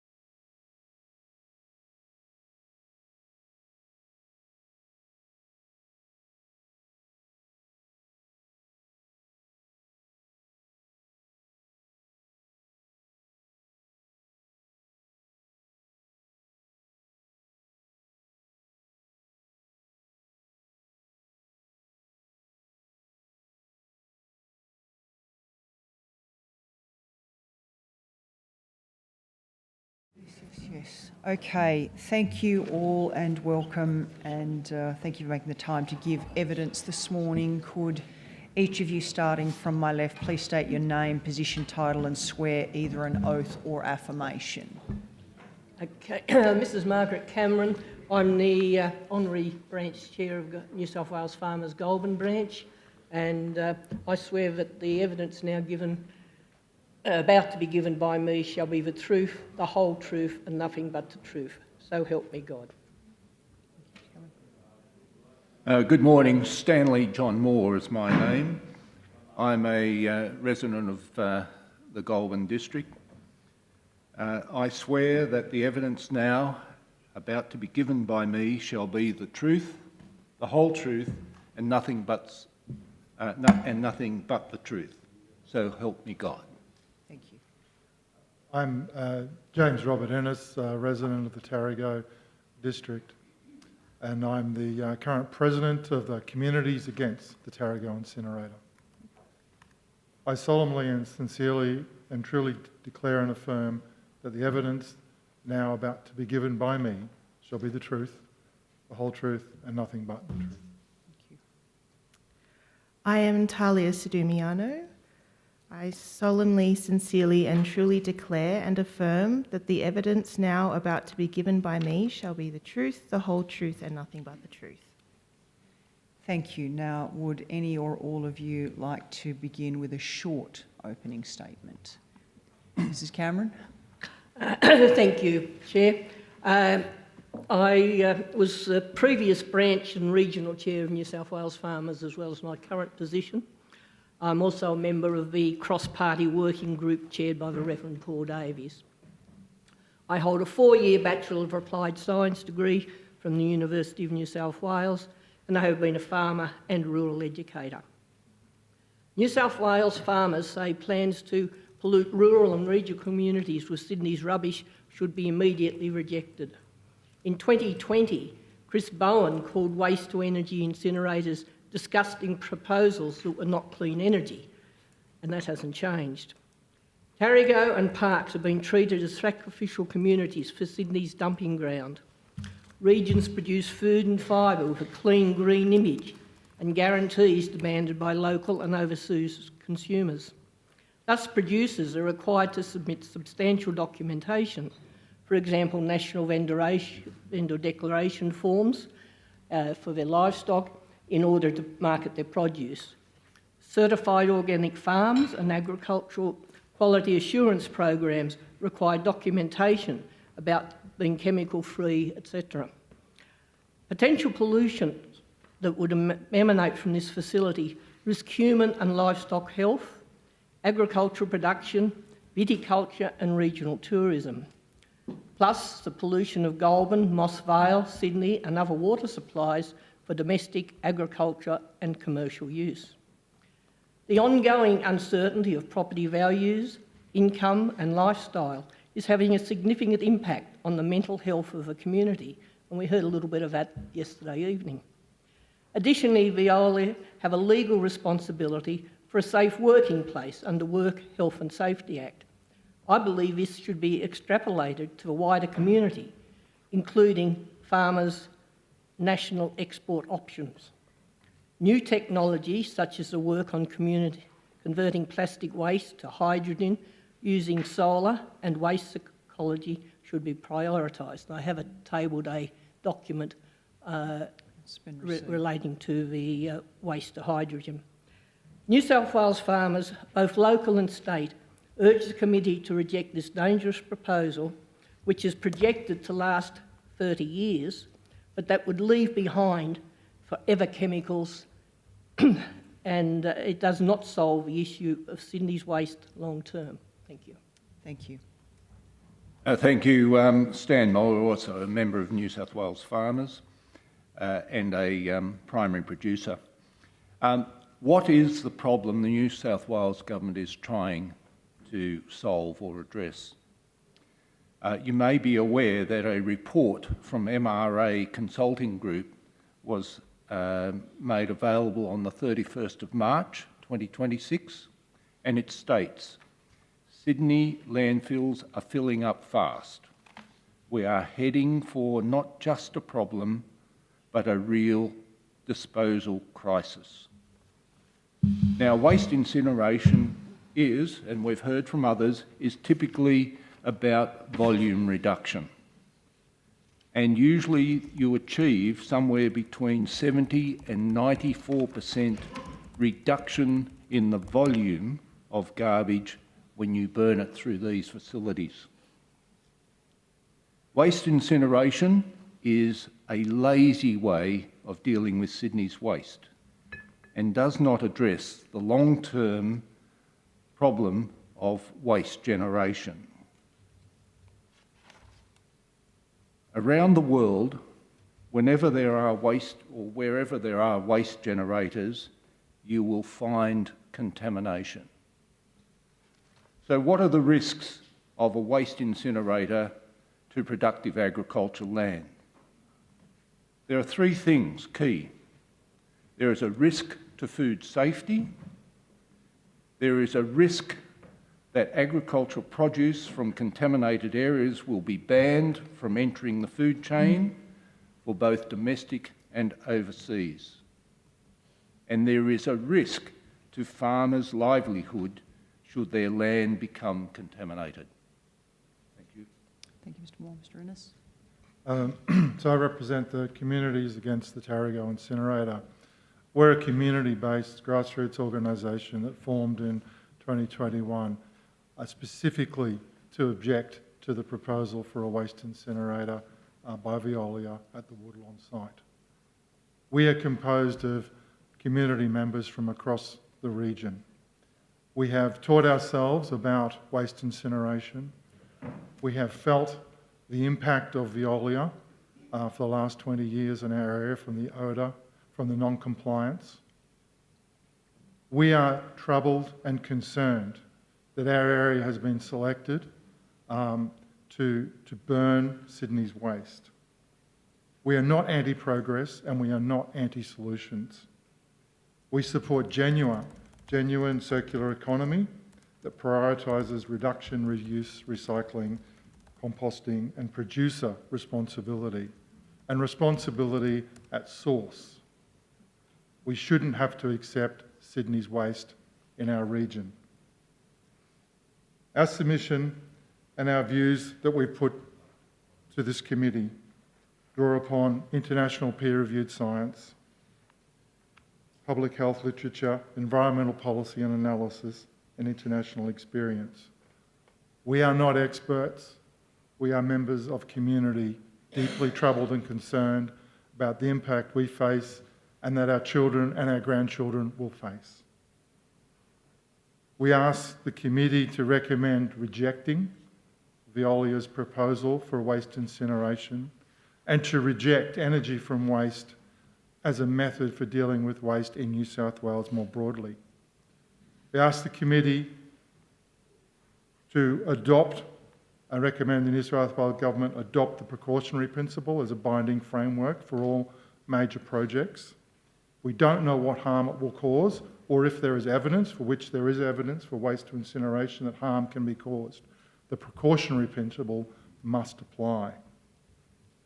To commission an independent review of Veolia's compliance to date, and to commission an independent multidisciplinary health and environmental impact study to understand the baseline that we are facing, and then that further and future impacts can be measured reliably in an open and transparent manner. Establish community scientist monitoring boards so the community has access to the data and not manufactured information provided by proponents or government departments. And to redirect investment toward regional metro circular economy partnerships that deliver real emissions reductions, job creation, and do not create forever chemicals in our air and our land. What this inquiry comes down to, in our view, is what kind of future New South Wales wants to build. One pathway is a linear system of extraction, consumption and combustion. The other is investment in reduction, recovery, stewardship and genuine circular economy. We believe regional communities should not bear the irreversible risk and cost of choices that are made to deal with Sydney's waste. Thank you. Ms. Sudimiano, do you have anything further to add? I do. I'm appearing also on behalf of Communities Against the Tarago Incinerator. I'm a teacher, my partner is a carpenter, and we also run a beef cattle business on our farm with our daughters located 5 kilometres as the crow flies from the Woodlawn site. Our property in Lake Bathurst features remnant dry sclerophyll forest and forms the start of the Sydney water catchment zone in our area. I am here for my community, my neighbours, my children, the children I teach, the kids at school today at Tarago Public School, Bungendore Public School, all the kids in our community. Those who think they don't have a voice in our community. My daughter who is exasperated that no one will listen to her anxiety over the incinerator. I am here for the pit I live with in my stomach since the day I heard someone tell me our farm lies within the death zone of the incinerator. I am here for these reasons. Thank you. And we might change things up a bit and start with Mr. Banasiak this time. Thank you, Chair. I might just go to you, Mr. Innes, first, and Ms. Sudiyama. The industry proponents often rely on the Chief Scientist's report to sort of say that these facilities will be safe. Is that how your organisation reads the Chief Scientist's report, or do you see it differently? We certainly see it differently. We do not see the Chief Scientist's report as in any way providing surety that this type of technology to be applied is safe. There are numerous other scientific reports that counter it. The Chief Scientist's report was a desktop study that did not provide a risk assessment as such. And the Chief Scientist's report also concluded, as I understand it, that there are no safe levels for waste emission. Is a desktop study the expected? Do you think that these sorts of reports should go beyond desktop level studies? We always hear about these major infrastructure projects being decided upon by desktop level studies. Do you think a more rigorous assessment or study progress should be maybe legislated into the planning system that forces agencies and developers to do more than just look at a desktop? Yes, I certainly do. I think that they really do need to draw on practical data that is collected specific to the proposals that are being put, and not seek to provide, as you say, the desktop approach, which can be a broad literature review from other examples from other localities. The Tarago area is quite unique in terms of our topography and climate. We have shallow soils. We have had leachate escaping into the groundwater. They're just examples of that. So studies that are particular to our locality, and we feel that the environmental impact statement that was done did not go far enough to address the concerns that we as a community group and other people making submissions raised. So yes, I believe legislating such a thing would be very important. Thank you. And just over to you, Mr. Moore and Mrs. Cameron. In terms of the agricultural impact, is it your concern that even one single incident of an environmental breach could damage not just the physical viability of this region's agricultural produce, but its reputation? Absolutely. With all the testing of produce now and the requirements of a lot of our overseas exports, they're starting to dig down deeper into the particulates that can be measured, and if those toxins are identified, then that would severely impact not only our domestic markets but also our potential overseas markets, and the fact that we're talking about the area in the Tarigo and Golden Mulwaree area, a lot of the produce goes from there. And when we heard about the viticulture situation in Yass, but a lot of those properties in the closely impacted areas actually are producers of other, apart from the livestock they produce themselves, they also produce grain, hay, etc., which can be sent to anywhere in the state and sometimes interstate, and so there is not necessarily a chain of information that identifies where those toxins or PFAS and so on have originated if they're tested somewhere else. So that then potentially jeopardises the whole industry, not just produce from the local area. Mr. Moore, did you want to add Oh, something? yes, and can I add, as a sheep and cattle producer, when I sell product, I'm required to sign declarations around the integrity through integrity systems based with the Australian Meat and Livestock Corporation.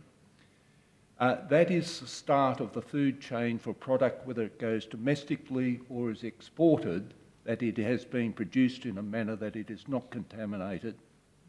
That makes that decision for me harder if we're in the fallout area, but it also puts at risk our whole domestic supply and particularly our exports. Has the Meat and Livestock Association given any advice to you or your members around, specifically around waste to energy and and their concerns? I'm not aware specifically of waste to energy, but I am in relation to renewable energy projects, where they say that it is their guidance is to avoid areas that may become contaminated in relation to solar panels, wind turbines, batteries and inverters. Okay. And I know you said you're a sheep farmer, so this might be out of your wheelhouse, but I have some knowledge in terms of grain. Obviously, grain and wheat gets rated when it's sent for distribution or for sale. Is it a concern that potentially products like that, where they're rated for their quality, which then obviously equates to a high sale price or a lower sale price, that those will just be automatically downgraded in quality because it's assumed that they've come from an area that might be contaminated?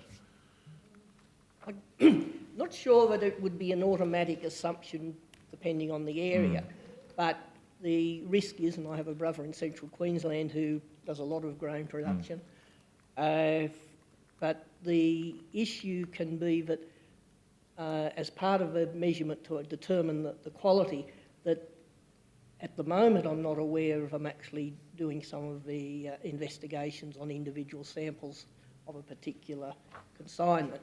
But if they were to start imposing those sort of tests on a regular basis, then those things could be identified.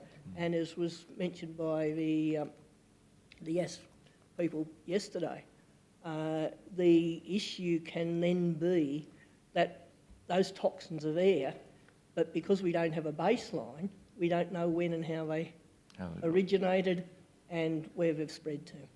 Thank you. Thanks, Chair. Ms McLaren-Jones. Thank you very much. I might start with questions around, I suppose, whether or not you believe that there is any specific monitoring requirements that could be acceptable for a waste from energy facility that would be acceptable in any way. Yeah. I'm not aware specifically of specific requirements. I think there are things about the accumulation of particular types of PFAS and other chemicals that would go into rainwater, onto roofs, So there could be particular data that could be captured there. And I think it goes to the question that there needs to be a full type of study to say, well, what would be the key indicators? But not an industry-driven study, but an independent scientific study with the community involved to say, well, what would be the particular key indicators that we may want to capture as a baseline? So we could then look at what the impacts would be over time, the cumulative impact. That's one of the things of the different studies that we've read show that it's the accumulation over time into the food chain, into the human body that these particular chemicals have coming in through different ways, through rainwater, through soil, up into it. So I think having a good study to really lay out, well, what would be your baseline, and then to collect that data in areas such as ours. And are you aware of any studies internationally that have been done around that? I think there's been studies done in the UK and France that have looked at that. One of the issues, I think, is that there's a lot of background noise, if you like, so you can't necessarily attribute what you've got in a particular area, say Paris or other areas where you've got waste incineration to be solely from waste incineration. However, putting chemicals into the environment is certainly going to create a load there. So there have been a variety of different studies that have shown the effect of pollutants going into the system, and waste incineration is known to produce pollutants. So I can't name any particularly off the top of my head. That could be taken on notice. That's fine. And also whether or not any of them actually would be comparable to this area. From what we understand from what we've done to understand the literature is that not necessarily the same as our area, because our particular conditions are different.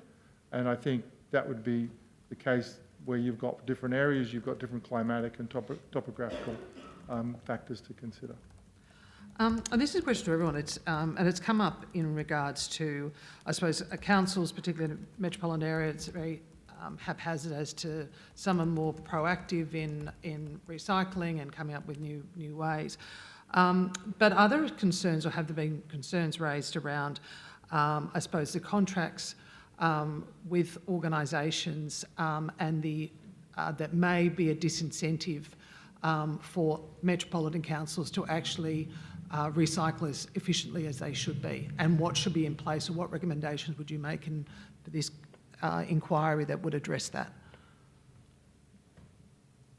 Can I Stan Moore, I'll just answer that, because I've actually, in another life, have worked on recycling of consumer waste.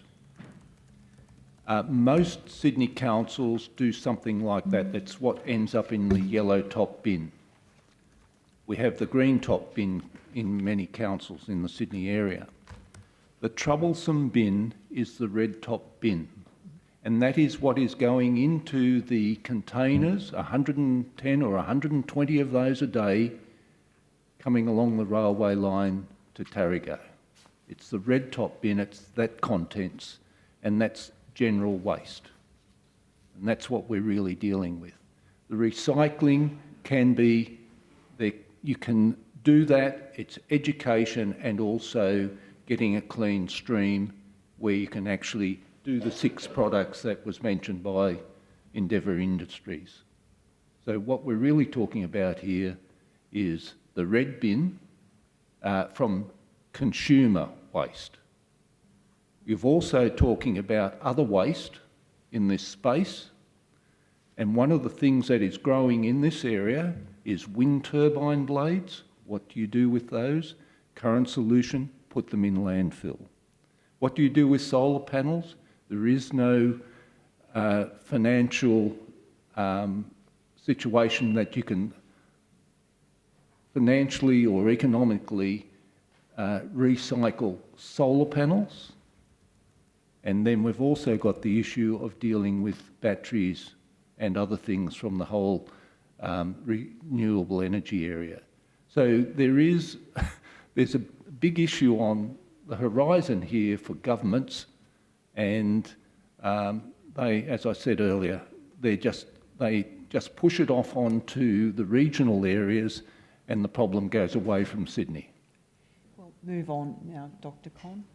Thank you. My questions are for Cathy. I think what I'm trying to understand, there's been a lot of discussion around the cost to the community in future if this goes ahead. What I'm trying to understand is the cost that's already been incurred. And it strikes me that as a volunteer community group, the amount of time and effort that's gone into this written submission and coordinating hundreds of submissions to this inquiry, to the IPC in multiple rounds, can you try and quantify that for me or talk to us about all of that work that's already been done? So I'm here, I'm doing what I'm doing because the people that really began to pull this together are burnt out. And over the last few years, so I've come in from the background and now I'm taking the load to do it. So it's coming at an enormous cost to individuals and families, businesses, and the amount of effort that we've had from very numerous community members is quite substantial. And the worry and the stress. And there are some people in our community that feel incredibly concerned, and it is affecting their health and their mental well-being. And so these are very real things that are affecting us. It's affecting our children, all sorts of people, which is why we're doing what we're doing. But it certainly comes to a cost to our normal day-to-day livelihood, that sort of thing. So. And that's why I'm here for my community and my neighbours, because they are burnt out and a lot of them can't face it anymore, and they've been here and they've done it really well, but they're exhausted. And I've come and gone from Caddy. I've always been a part of it, but when it gets too much, I have to take a step back and recover myself mentally, and for my children as well. I brought them along for the fight, and whether or not that was a good idea, I probably live with that for the rest of my life, but they are paying for it as well mentally. They had to, very young, they learned a lesson in life that adults don't always listen to them, and we've had to work on that a lot. I wasn't equipped as a parent to tell my children how to deal with that, but we've taken it as it comes, and it's most definitely taken a huge toll on our community in Tarago and Lake Bathurst in particular. But I think that's made us really strong as a community group and as a volunteer group, that we do keep showing up, and it's support for one another just as much as it is speaking up against this incinerator. Can I just add too, is that the advocacy, the work that we've been doing to pull together information, to talk to scientists and to health professionals. So we're simply trying to reflect what we take on board to be the best available information. But we've also had to deal with a combative, difficult company in Veolia. Members of our community have really gone out of their way to create documentary record, not just reporting odour, but other compliance breaches, to get the EPA to take notice so that we can present the data and say, look, here is the evidence. We, as people in the community, have gone out to put it down there so it's fair and transparent and open, and we don't feel that we've been dealing at times with a company that is fair, transparent and open, nor with the EPA at times that has been fair, transparent and open to us. We are the community, yet we feel that we have had to do the work of the EPA at times to say, here is the data, please trust us, please listen to us, because it is our lives and our children's future that's being impacted. Thank you. And look, I'm fairly confident I could speak on behalf of the committee in saying we're really grateful for all of that work that you've done as volunteers, pulling together all this information for us. It's been really helpful. Just a couple of brief ones from me. Mrs. Cameron and Mr. Moore, as branch members of New South Wales Farmers, have you been advised of the potential for any agricultural impact assessments to be undertaken in relation to the proposal? No, I'm not aware, and I don't think anything has gone up to head office in relation to that. Personally, I have asked in meetings with Veolia what measurements have they taken? Will they take base level measurements to give us some reference points? They're not interested in that. The other thing which I think you should pursue with Veolia, they do not intend to measure all the elements that go out their chimney. And there are some around the world, like the PCBs, they don't measure anywhere in the world. And they're a forever chemical. Okay, so coming back to that, to the matter of risk, and risk particularly when it comes to our agricultural produce and exports, it's not just a matter of actual risk, but perceived risk as well, which can have an impact in that regard. Yes, I think so, and a lot of it is the probability that these things could happen, and I guess the feeling of certainty that if there is even one breach, then it can't be caught back. It's not like something you can redo, because that will have already spread right across the area, including the catchment area for water, and that impacts the not only local farmers but further downstream and the Sydney market growers. And a lot of that food is produced, and they're certainly not being tested on a regular basis, but that produce could well be unknowingly carrying. And it's the unknowns that are part of that, yes. A final one from me before I hand on to the government, to you please, Mr Innes, and you stating that you've and the group has done all of this research themselves. I too am becoming quite the waste expert, it seems. And in the research that I've been doing, I'd note that Woodlawn currently hosting the very large bioreactor in the old and disused mine, as well as the wind turbines and the solar factories and the mine opening nearby as well, reopening nearby as well. There hasn't been much discussion around all of that, but of course that's in operation until 2028 at this point in time. Wasn't the facility originally described as a great innovation when it first came into being back in 2000, when the Carr Labor government decided it was then needed to deal with the Sydney's waste problem? I can't recall specifically that, but I understand that was the view at that time. It was a great idea at the time. It was a great idea at the time. And I feel that it was a great idea at the time, taken without reference to the community. It was a great idea in Sydney. So do you think that the opposition to it, to the existing facility, has been something that has grown in the course of those, almost 30 years, but wasn't necessarily there at the beginning because they were willing to give it a go and see whether it would assist with the growing waste problem? I can't speak specifically to the 30 years ago, but the opposition has certainly grown over the years. So whether it was seen as a shining light of the future 30 years ago, I can't comment myself, but certainly the opposition to that facility continues to grow and has grown very strong, as we've learnt and experienced the repeated failures to manage that facility in a safe way. Well, just finally from me, on that basis though, that existing facility, it isn't going anywhere. So the community is willing to continue to accept the facility as it exists now, but doesn't want that further expanded upon, not even. Don't believe that the community... No, I would say there is no licence for that facility to continue to exist. That's my personal view that I'm putting forward.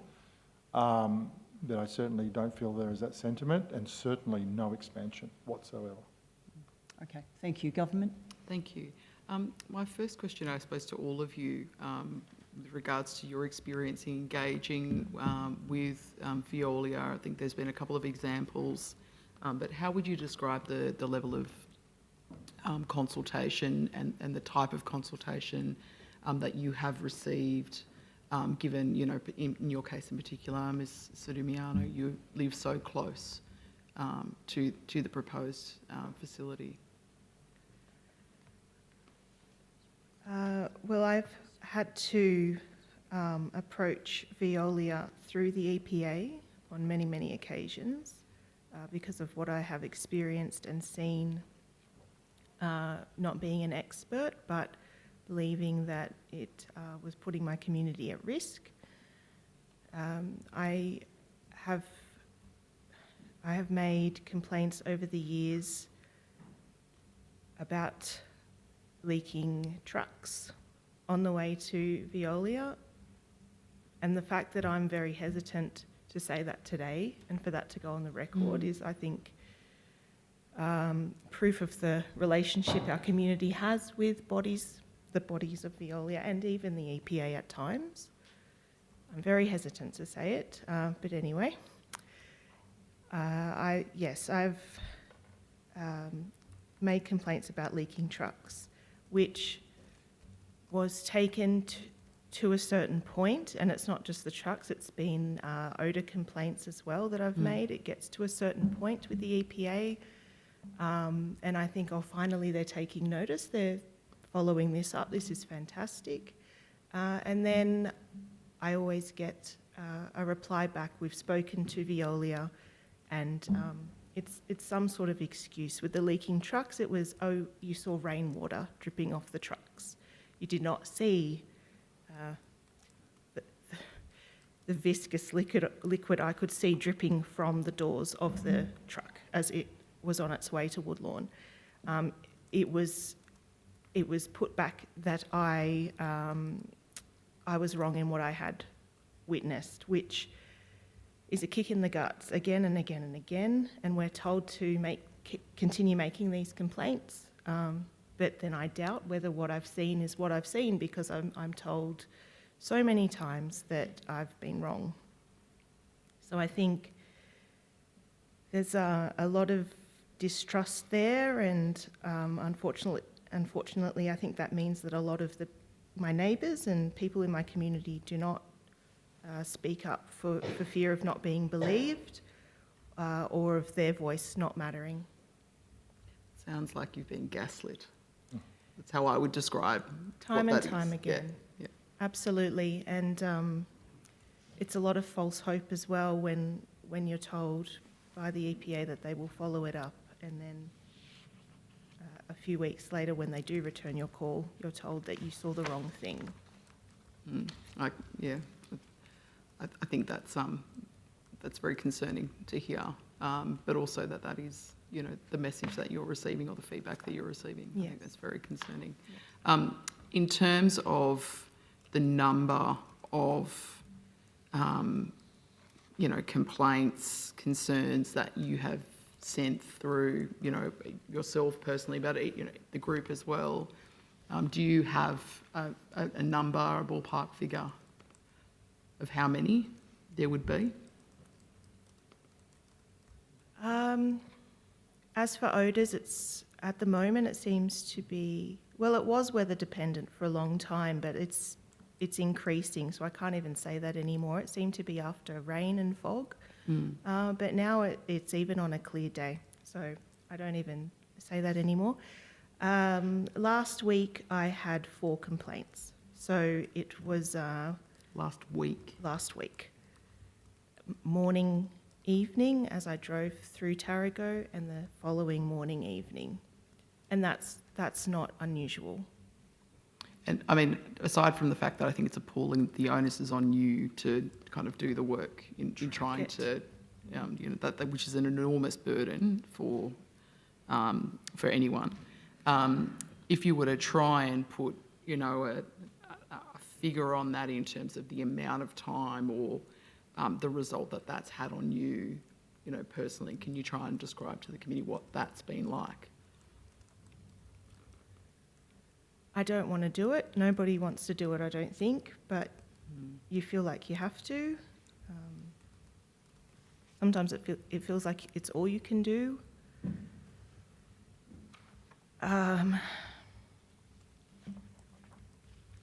That's a very hard question because I try not to think about it a great deal because at the end of the day I have to go home.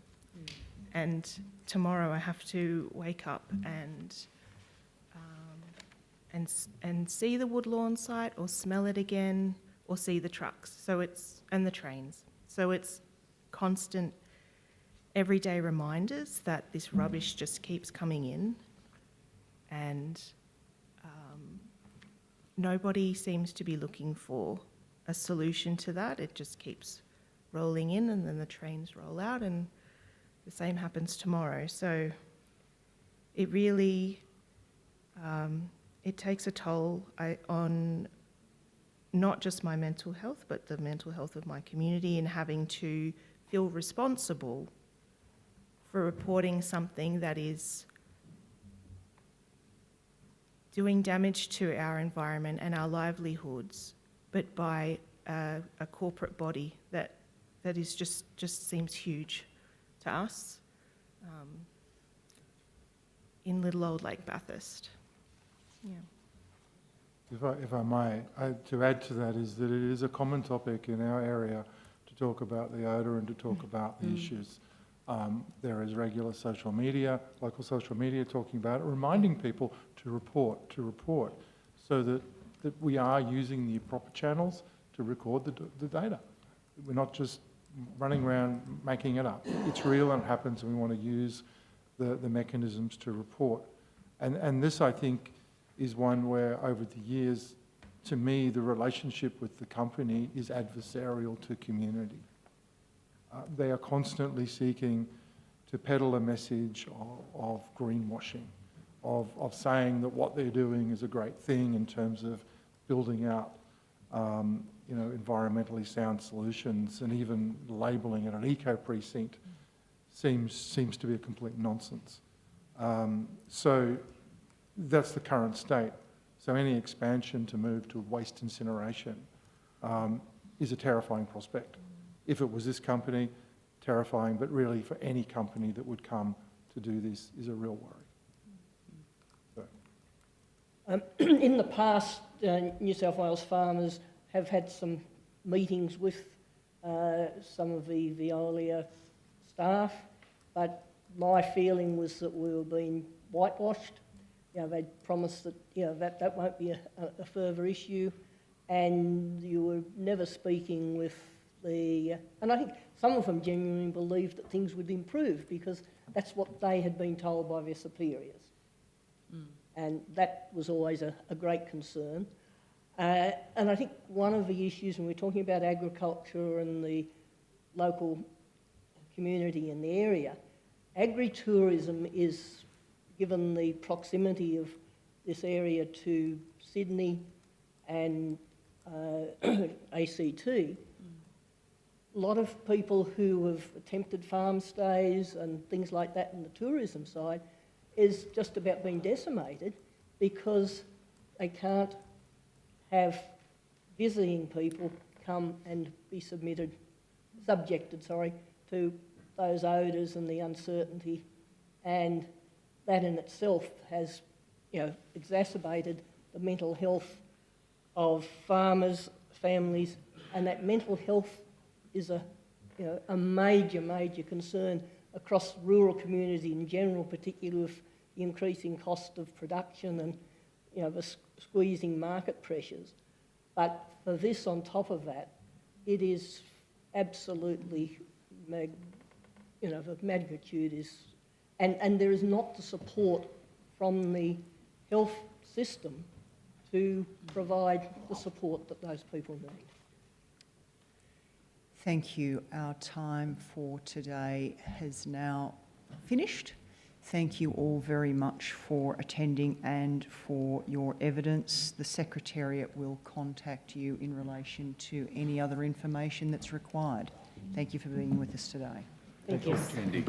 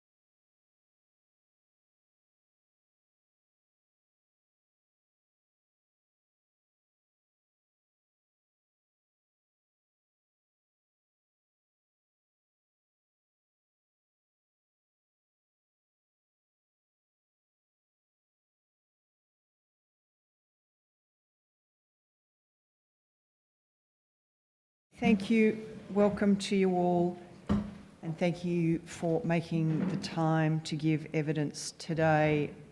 Mr. Pankhurst, I'll come to you, but I'll start with the witnesses in the room. Could each of you please, starting from my left, state your name, position, title and swear either an oath or affirmation? My name's Jenny Fisher. Could you just move the microphone a little bit closer to you, Mrs. Fisher? That's it. Thank you. My name's Jenny Fisher. I'm representing the Viticultural Society of the Canberra District and the Canberra District Wine Industry Association. I solemnly, sincerely and truly declare and affirm that the evidence now about to be given by me shall be the truth, the whole truth and nothing but the truth. So thank you. Mr. Martin? My name's Thomas Martin. I'm a third generation grazier from Lake Bathurst, and I represent Joe, the Longwater Agricultural Association. I swear that the evidence now about to be given by me shall be the truth, the whole truth, and nothing but the truth before my God. Thank you, Ms. Beverley. My name is Josephine Mary Beverley. I swear that the evidence now about to be given by me shall be the truth, the whole truth, and nothing but the truth, so help me God. I'm a representative of the Longwater Association. Thank you. Mr. Pankhurst, I note that you're appearing via video conference from Victoria. Please note that for witnesses appearing from outside New South Wales, the normal protections under parliamentary privilege are limited. I advise you to be careful about the comments you make during your evidence today and to avoid making adverse reflections about others. If you could state your name, position, title, and please swear an oath or affirmation. Thank you. Yes, my name's Alan Pankhurst. I'm Vice President of the Viticultural Society of the Canberra District and owner of an enterprise in the wine industry. I solemnly, sincerely and truly declare and affirm that the evidence now about to be given by me shall be the truth, the whole truth and nothing but the truth. Thank you. Now, would all or any of you like to begin by making a short opening statement? Mrs. Fisher? Thank you. We have concerns. The EIS doesn't address the potential for contamination of wine grapes and the tainting of wine. The tainting of wine grapes by the chemicals that can be emitted from the incinerator occurs at a much lower level than national health and safety guidelines. Nowhere is there a consideration of this issue nor the possibility of contamination of the vineyard soil and the negative results from such contamination. When we heard about the incinerator, we sought advice from the Australian Wine Research Institute on the implications. And they provided us with a technical assessment and advice. On the basis of their research, they recommend that the project should not proceed and another site should be found. The value of the Canberra wine industry, I know we've had a couple of speakers earlier this morning talk about it. The economic impact assessment indicated, and this is back in 2022, that the project will continue to provide 83 million annually to the regional economy. Our estimate of the value of the Canberra wine industry in the districts, approximately 40 wineries, 140 vineyards, totalling 329 hectares. The value of just the wine is around 57 million per annum. And with that amount of wineries and vineyards, we employ around 200 staff and up to 500 staff casually at peak times such as harvesting and pruning. So we're a significant employer in the region. Our cellar door contributes to the overall tourism of the ACT. ACT Tourism reported back in June 22 that the value of the visitor economy is 1.7 billion. The Canberra District wine industry produces world-class wines, and two of our Canberra winery experiences were listed in Gourmet Travel Top 50 in the world, so it's a significant draw card for tourism. We consider that there's a major risk associated with this proposal for the contamination of grapes, subsequent tainting of the wine, and the continual accumulation of the chemicals in the soil. And just one event, one emission going astray can do this to our industry. It could decimate our industry, take it right out. Now, I'd like to refer to my colleague who can take you through the issues that the paper that AWRI, and they are our Australian experts, raised. Thank you, Mrs Fisher. Bearing in mind, Mr Pankhurst, we don't need you to go over your entire submission with us. The committee members have had access and I'm sure have gone over that. If you would like to point out the primary points that you'd like to make, perhaps. Yes, okay, thanks very much. And Jenny has alluded to them anyway, so I'll be succinct. I guess the important thing is that our advisors in the Australian Wine Research Institute are some of the top enologists and chemists for the wine industry in Australia. And they've undertaken the research on Veolia's EIS as well as other research papers available. And so it's based on this. So there's two issues: the emissions of the chlorophenols, bromophenols and polycyclic aromatic hydrocarbons are a major issue. And those emissions are actually set out. Our submission actually shows that the dispersion of those emissions are highly likely to come across the wine industry, major growing areas for Canberra District. So it's not only the actual emissions, but it's the absorption of those chemicals and other chemicals into the soils, and the potential biotransformation of those into volatile substances that will actually cause damage to the wine industry. Importantly,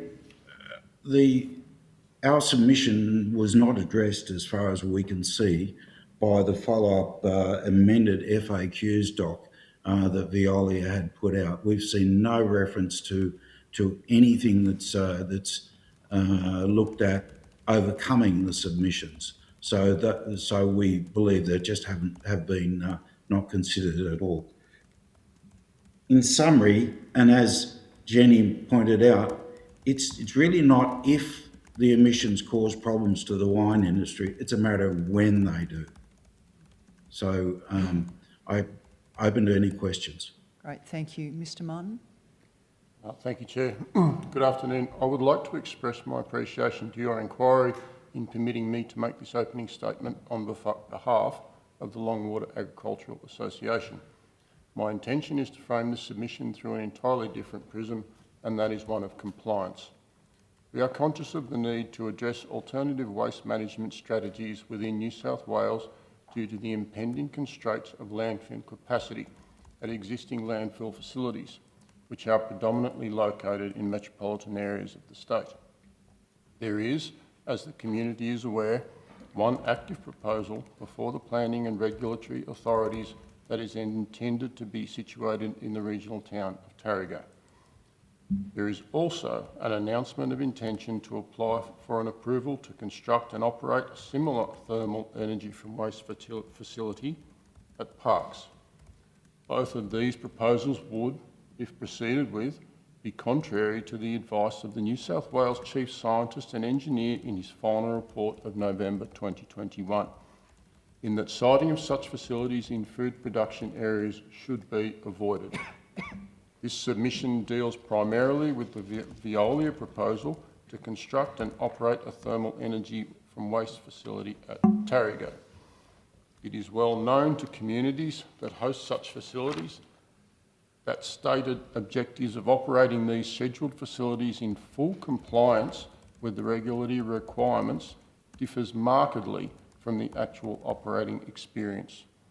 Longwater members are cognisant of the imperative of maintaining a production environment free of any potential contamination likely to impact their produce in order to comply with stringent food security regulations, such producers that we are obliged to meet for all production volumes. Longwater members are also alarmed at the questionable evidence and paucity of information provided to various government regulatory agencies by the proponent Veolia in support of its application to construct and operate an energy from waste facility in Tarrago. These serious deficiencies, both before this inquiry and within the proponent's EIS, are such that our members are completely unpersuaded to the claims of the proponent of being competent to operate such a facility in a manner conducive to the demands of this important food production region. Indeed, Veolia's EIS confirms that its proposed facility will not satisfy all requirements of the SEARS, the New South Wales Energy from Waste Policy Statement 2021, nor the EU BREF of 2019. This clearly identified lack of compliance is further buttressed by the fact that some 32 pages of additional information is sought by the regulator to enable an assessment of the compliance to be completed. This additional information was sought as early as December 2022 and has not yet been responded to by the applicant. This proposal has been subjected to significant amendments consequent upon some serious potential environmental contamination issues that propose the landfilling of hazardous operational waste within Sydney's water catchment being raised by community objectors and then subsequently being adopted by the regulator. These cookie-cutter proposals attempt to apply data from international operations which may not provide an accurate comparison to the local operating conditions nor the regulatory regime of New South Wales. This discrepancy has been identified in Veolia's EIS by its consultant Ricardo Energy and Environment. Given the above-mentioned compliance discrepancies, this and any other similar proposal should not in any form be regarded as a solution to our impending landfill constraints. This is not the solution. Thank you. Thanks, Mr Martin. Ms Beverley, do you have anything to add? No. Okay, we'll move on with questions. Ms Fisher and Mr Pankhurst, if I could come to you first, please. So you're saying that the wine industry has had to undertake its own research in order to determine any potential for impacts. That's correct. So that's, and Mr. Pankhurst, you mentioned that it had been provided to Veolia, but what about to the government? It was part of our submission, the report. But so it hasn't been provided, so the submission to this inquiry, but it hasn't been provided directly to the government at this point of time outside of that?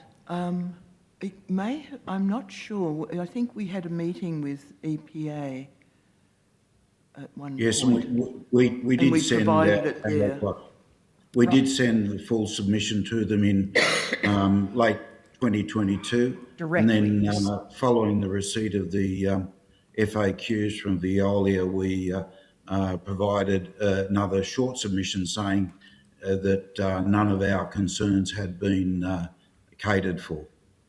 Right, so they haven't addressed them, and specifically for the wine industry, there's no discussion of any potential impact assessment the same way. And for you to answer as well, Mr. Martin, there's been no information around an agricultural impact assessment as such through the process. Not that I've seen, no. Okay. And to come back to the question that I asked the New South Wales farmers earlier as well, as much as actual risk, it's also about perceived risk in both the agricultural sector and the wine industry as well, is that right? It's particularly relevant in the wine industry. People expect their wine to be clean, green, that we're sustainable, that we do all the right things. It would irreparably damage our reputation. And very sensitive industry, I would imagine, as well. Very. And the problem is very small amounts of contamination, much less than human health regulations, can damage our wine, damage our grapes. And we wouldn't really know about it. I mean, Veolia are not upfront about saying we've had some emission problems. We might not even know about it until our wine gets tested going overseas, something like that. Okay, and on the point of Veolia having some emissions problems, to you, Mr. Martin and Mrs. Beverley, first there was landfill and then the bioreactor, then composting, then gas generation, then rail waste transfer, then proposals for incineration that we're looking at now.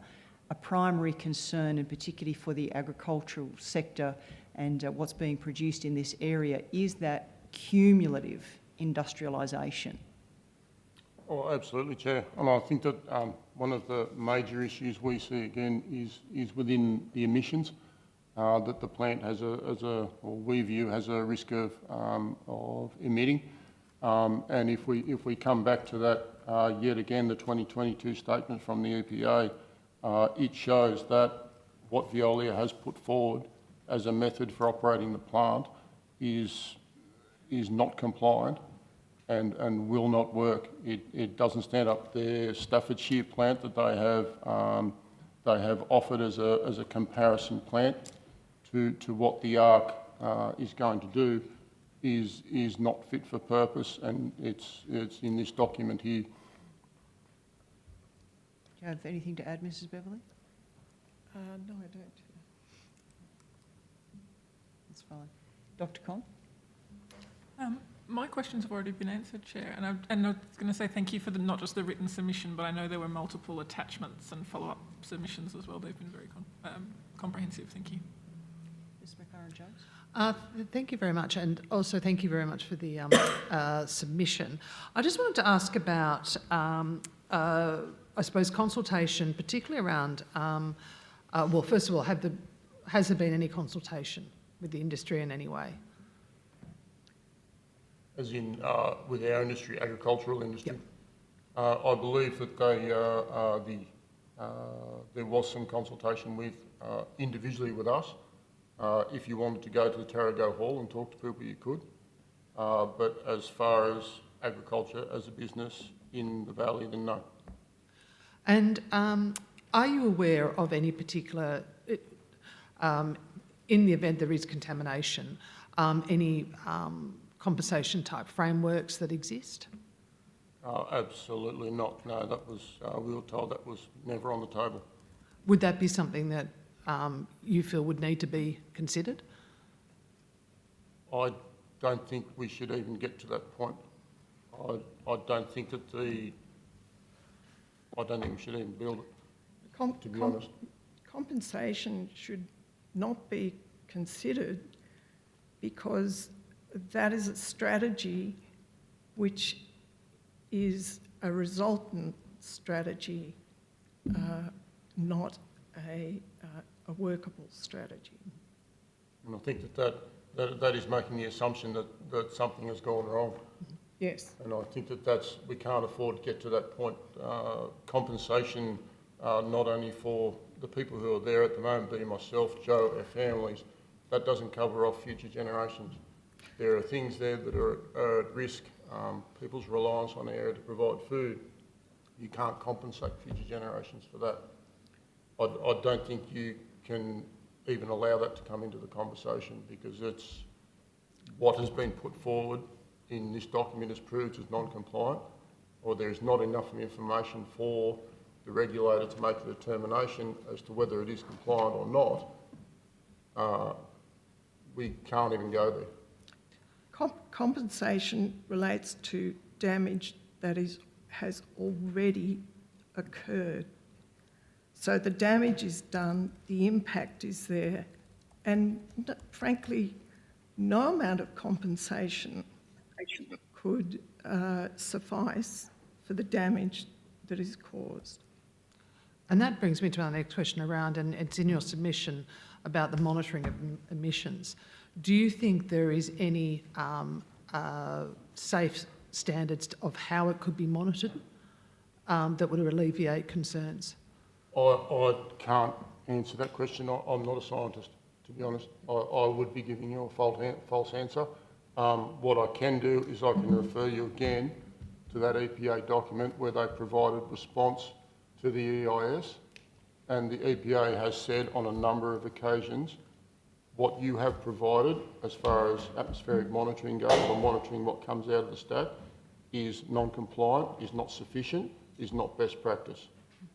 And that is not me, that is not my opinion, that is not subjective information from me, that is black and white, that is here in the document. Thank you. Mr Vanasiak? Sure, just one question from me. I'm asking all the witnesses this. Do you, based on what you've experienced with Veolia and EPA's engagement, do you have any faith or trust in EPA being able to regulate Veolia or any developer that would come to Tarrago or the neighbouring areas to produce or to develop such a proposal? I think regulation is the key. If you want to protect land and environment and communities, regulation needs to be robust. It needs to be current with technology, and it needs to be effective, and it needs to be implemented. I have serious doubts going forward that the regulation that we have coming is going to be enough. And I think that the EPA needs to be well-funded, independent from political and economic interference, and it needs to be able to do its job. Have they done their job now? I think they can do better. Do I have confidence in Veolia? Absolutely not. Veolia stood in the Tarrago Hall and told me everything was going to be okay. Everything was going to be top-notch. There will be no faults with this plant they want to build. You don't have to worry about your stock. You don't have to worry about your water supply. Everything's fine. The EPA comes back with this document that we sat down and read through, and I'm not a scientist. I don't need to be a scientist. I can read the English language, go through this, and pick apart the language. It's a deficient document, the EIS. It does not meet SEERS, and should not have been put forward in its current form. Ms Fisher, any comments? Or? I think given that we don't even have an approved method of measuring the emissions from the stack, how can we come up with a regulation, I mean, that would work? And, I mean, you can have regulations there, but our risk is we will get an event, and their track record is very poor in that respect. I mean, if they'd never had any issues, I might feel a bit more comfortable, but I don't feel comfortable at all, nor do any of my members. Thank you. This inquiry has heard from many sources that there is no confidence in the applicant to operate a waste from energy incineration facility. This lack of confidence goes back over a 20-year period of Veolia's operation at the Woodlawn Tarago facility. Furthermore, this community does not have confidence in the ability of the EPA to administer the controls needed to operate a safe environment for an incinerator. The impact of the lack of trust that has been developed over the last 20 years is that, in summary, there is no confidence in Veolia's ability to operate a facility, whether it be a landfill or an incinerator. And what is being proposed here is both a landfill and an incinerator facility in the same precinct. And thank you all for just reaffirming what all the other witnesses have said. That helps us make strong findings and recommendations when all witnesses are saying the same thing. So thank you for that. Thank you, Chair. Just on the back of Mr Banasiak's question there and your stated concerns of a lack of confidence and trust in the EPA as regulators, and we've also heard a lot of information about community members trying to find who to reach out to and how to receive information, and whether it's Department of Planning or whether it's EPA and whose responsibility it is. What's each of your view on the idea of a standalone agency to oversee waste management strategy as a whole? In answer to your question, definitely we have discussed this option, and we feel that the EPA, their role is not sufficient to govern the waste for energy incineration problem or the waste industry. And your suggestion we have discussed as definitely an option to adopt. I would agree with Joe. I would say, though, that I think regulation and the way it is enforced is probably, in my mind, the key. Regulation that is correct and right and enforced, that is what protects communities and our space for agriculture to be in, be you involved in sheep or grapes or whatever it is. And the enforcement of those regulations is key. I don't think it matters who does it particularly, but as long as it's strong and enforced correctly. For me, regulation comes after an event. For us, the catastrophic thing is to have the event. If there was some guarantee that it could never ever emit anything that was damaging, I wouldn't be fussed. Mr Pankhurst, do you have anything to add to that? Yeah, look, I'd confirm what others are saying. Really, it's a matter of being able to fund whatever entity, whether it's within the EPA, connected to, or a separate organisation. That's up to others to decide. But funding needs to be provided with any facility that's creating waste for energy or otherwise, to regulate them and to provide adequate disincentive for them, or to cause problems, or more so incentive for them, for enterprises to actually get it right and not cause problems to the environment or to communities or whatever. That to me is probably outside our area of expertise, but that's what I'd like to see. Thank you. Government questions? Thank you, Chair. Mr Martin, I think you mentioned in your opening remarks that you are also a resident of the Lake Bathurst area, is that correct? Yeah, correct. Our farm is 7 kilometres north of Lake Bathurst. Inverlochie is the locality. Thank you. I wonder if I might ask you a similar question as I asked Ms Sadumiano in terms of your interaction as it currently stands, if any, with the existing Veolia site and any issues that you've had as a, someone that lives in quite a close proximity to the site, and please feel free to add if any of the others also are within. I guess our particular farm is quite away from Veolia, so we're 7 kilometres north of Lake Bathurst, and there's another 7 to Lake Bathurst after that, and then probably 5 to Veolia.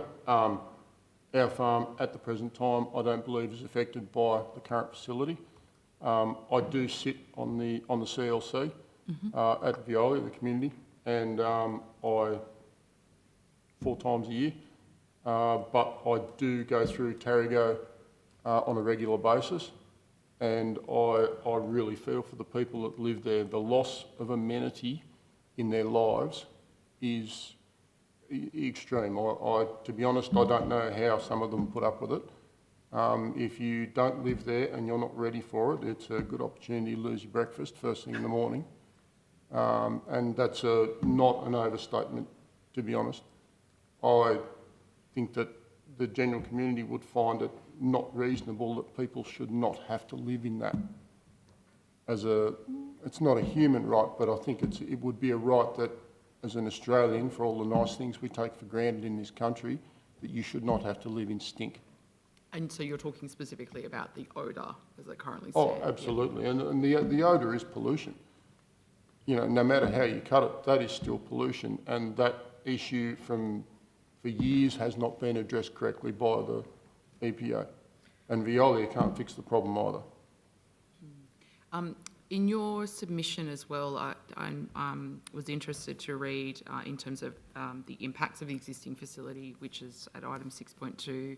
You talked about the recent snapshot study of water quality, which in the vicinity of the existing Woodlawn facility, and the New South Wales EPA identified multiple exceedances of water quality criteria. I just wondered if you've got anything more to expand on that in terms of, the impact to, local agricultural providers and the viticulture industry as well, in terms of the level of concern that sort of thing would give rise to amongst businesses, and whether there's been any follow-up testing as well that you know of. I guess, to be blunt, we now have PFAS in the Mulwaree ponds, and that is the headwaters of the Sydney water catchment, and it comes from Crisps Creek. Now, the EPA, in both this document, the 2020-22 response to EIS, and also the 2025 surface water study, acknowledges that there is interaction between ED1 and other dams and Crisps Creek through the groundwater. There is no PFAS in the creek upstream from there is no PFAS in the Mulwaree ponds upstream of Crisps Creek. That's where it comes from. So Veolia will never admit it, and the EPA won't pin it for it. but that's where it comes from. It's pretty plain and simple. Now, persistent chemicals in our water supply through our farms is not ideal. That builds up in stock over a period of time, and that is exactly the sort of problem that will lead to loss of market access. One test is all it'll take. Do the others have anything to add? I just would like to add that the Woodlawn precinct is actually situated in the Sydney water catchment area. As residents, this community is also concerned about the safety of water supply downstream, and by that we're talking about Sydney. We're talking about the safe water supply to 6 million people in Sydney. That water supply is connected to Crisps Creek, and the water table, which is part of the precinct at Woodlawn, in some cases is situated 2 metres from ground level. So that is a severe concern to both locals and the community downstream of where we are. Can I add, Ms. Please, Sabal, yeah. that we had to listen to the Veolia CEO in the Sydney event for this committee blame local agriculture for the damage to the water system, and that's on YouTube. That's not my opinion. I'm not making that up. To be honest, as a local, I found that offensive, unfounded, and slanderous. To be honest, if that's an example of how the upper management of that facility engages with local community, that's a sad indictment of what's going on. Totally unacceptable. It sort of preempts my next question, which was going to be, what has been the impact on, yourselves as local community people, but also the communities that you represent, with having this sort of hanging over your head, if you like, this proposal. You've obviously got to live with the existing facility operating as it is, but then you've got this additional sort of proposal that's just sort of... One of the biggest, one of the biggest impacts that this community has had to bear is the non-compliance or the failure to comply for now nearly 3.5 years by Veolia. There have been repeated letters written by Chris Ritchie of the DPHI to Veolia asking for explanations, clarification and answers so that further assessment of this proposal can be progressed. And we are totally appalled at the attitude that Veolia has taken in respect of their lack of reply and their lack of compliance in relation to this proposal.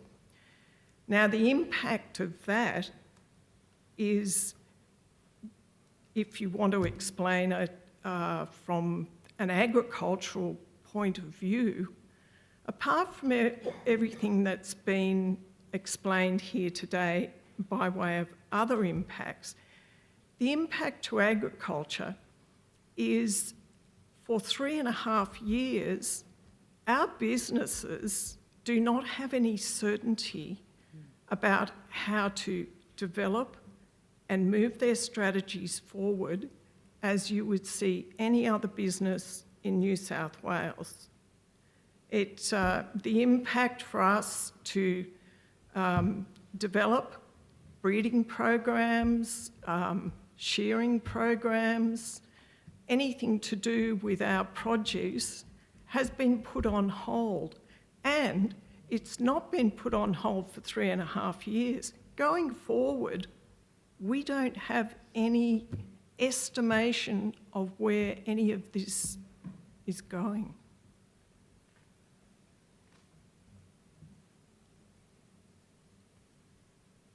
Thank you. Any additional comments? If I'm just wondering our witness online. If not, I'll... Mr. Pankhurst. No, there's no comment on that. Not out an understanding of the Tarago situation, but appreciate their major concerns. I think Mrs. Beverley put it perfectly. Just a final one from me. Obviously, this committee is going to produce a report that will make recommendations to the New South Wales government. In your, perfect world, blue sky thinking, you have whatever you want. What would you like as recommendations in that report? I think the Longwater Agricultural Association would recommend that, one, the precautionary principle be adopted, and two, in relation, the same applied to a proximity principle in tandem with it. In addition to that, we call upon the New South Wales Government to reject waste for energy incineration and implement alternative waste strategies which do not have the potential to damage health, environment and food production. And we suggest this alternative approach should be supported by government funding. Thank you.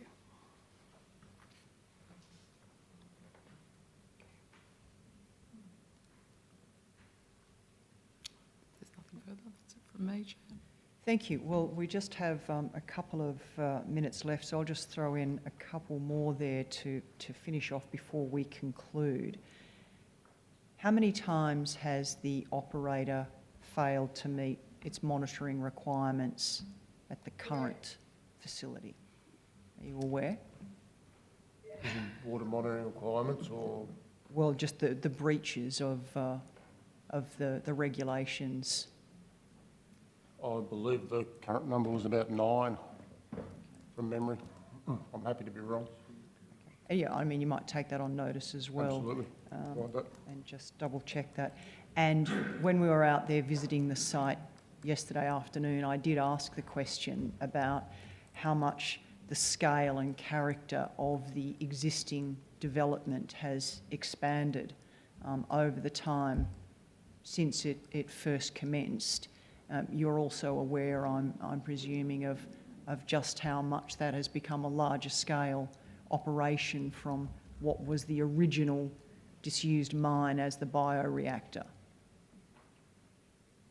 I have very little experience with that site. I only go to the office at the CLC meeting. So you haven't had the chance to I haven't seen it over a lot. I've seen it once. I haven't seen it over a period of time, to be honest, so I can't comment.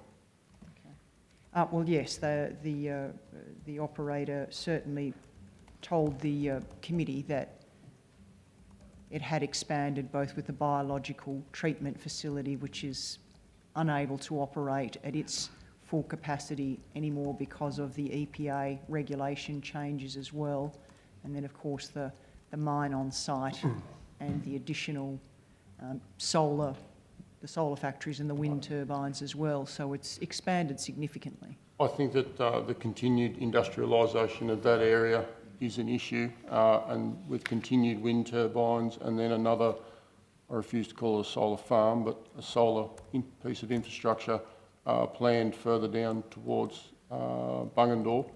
The industrialisation of the landscape in that area is a huge problem. and we heard council speak of the issues they have before.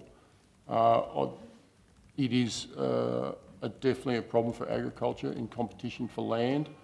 I don't know how some of these projects are going to affect agriculture in the future. It is going to be an expanding problem, without a doubt. I would agree with that, to the point where the burden on Tarago at the moment, there's a list here. So there's an existing landfill which is expanding. The proposal to build and operate an incinerator. There are 2 more wind farm proposals current and 2 solar farms proposals current, in addition to the operations of developed mining, which lie in the precinct at Woodlawn. That is true to its form, the word develop. It is developing the mining industry there as well and expanding it. Got something else there, Mr. Martin, to add? I'm fine, thank you. Okay, lovely. Well, our time has come to a conclusion, so thank you all for appearing and for your evidence today. The Secretariat will be in contact with you with any additional information required and the potential of supplementary questions that will be provided in writing as well. And that also brings our public hearing today to a formal conclusion. So on behalf of the committee, I would like to thank all of the witnesses who have appeared and the evidence that they have provided, and the community for being here and involved as well. I personally have very much appreciated the chance to be here with you and to hear from you directly, and I'm sure that's echoed by the other committee members as well. So thank you all, and know that we are taking this incredibly seriously and will give it the respect and attention that it deserves.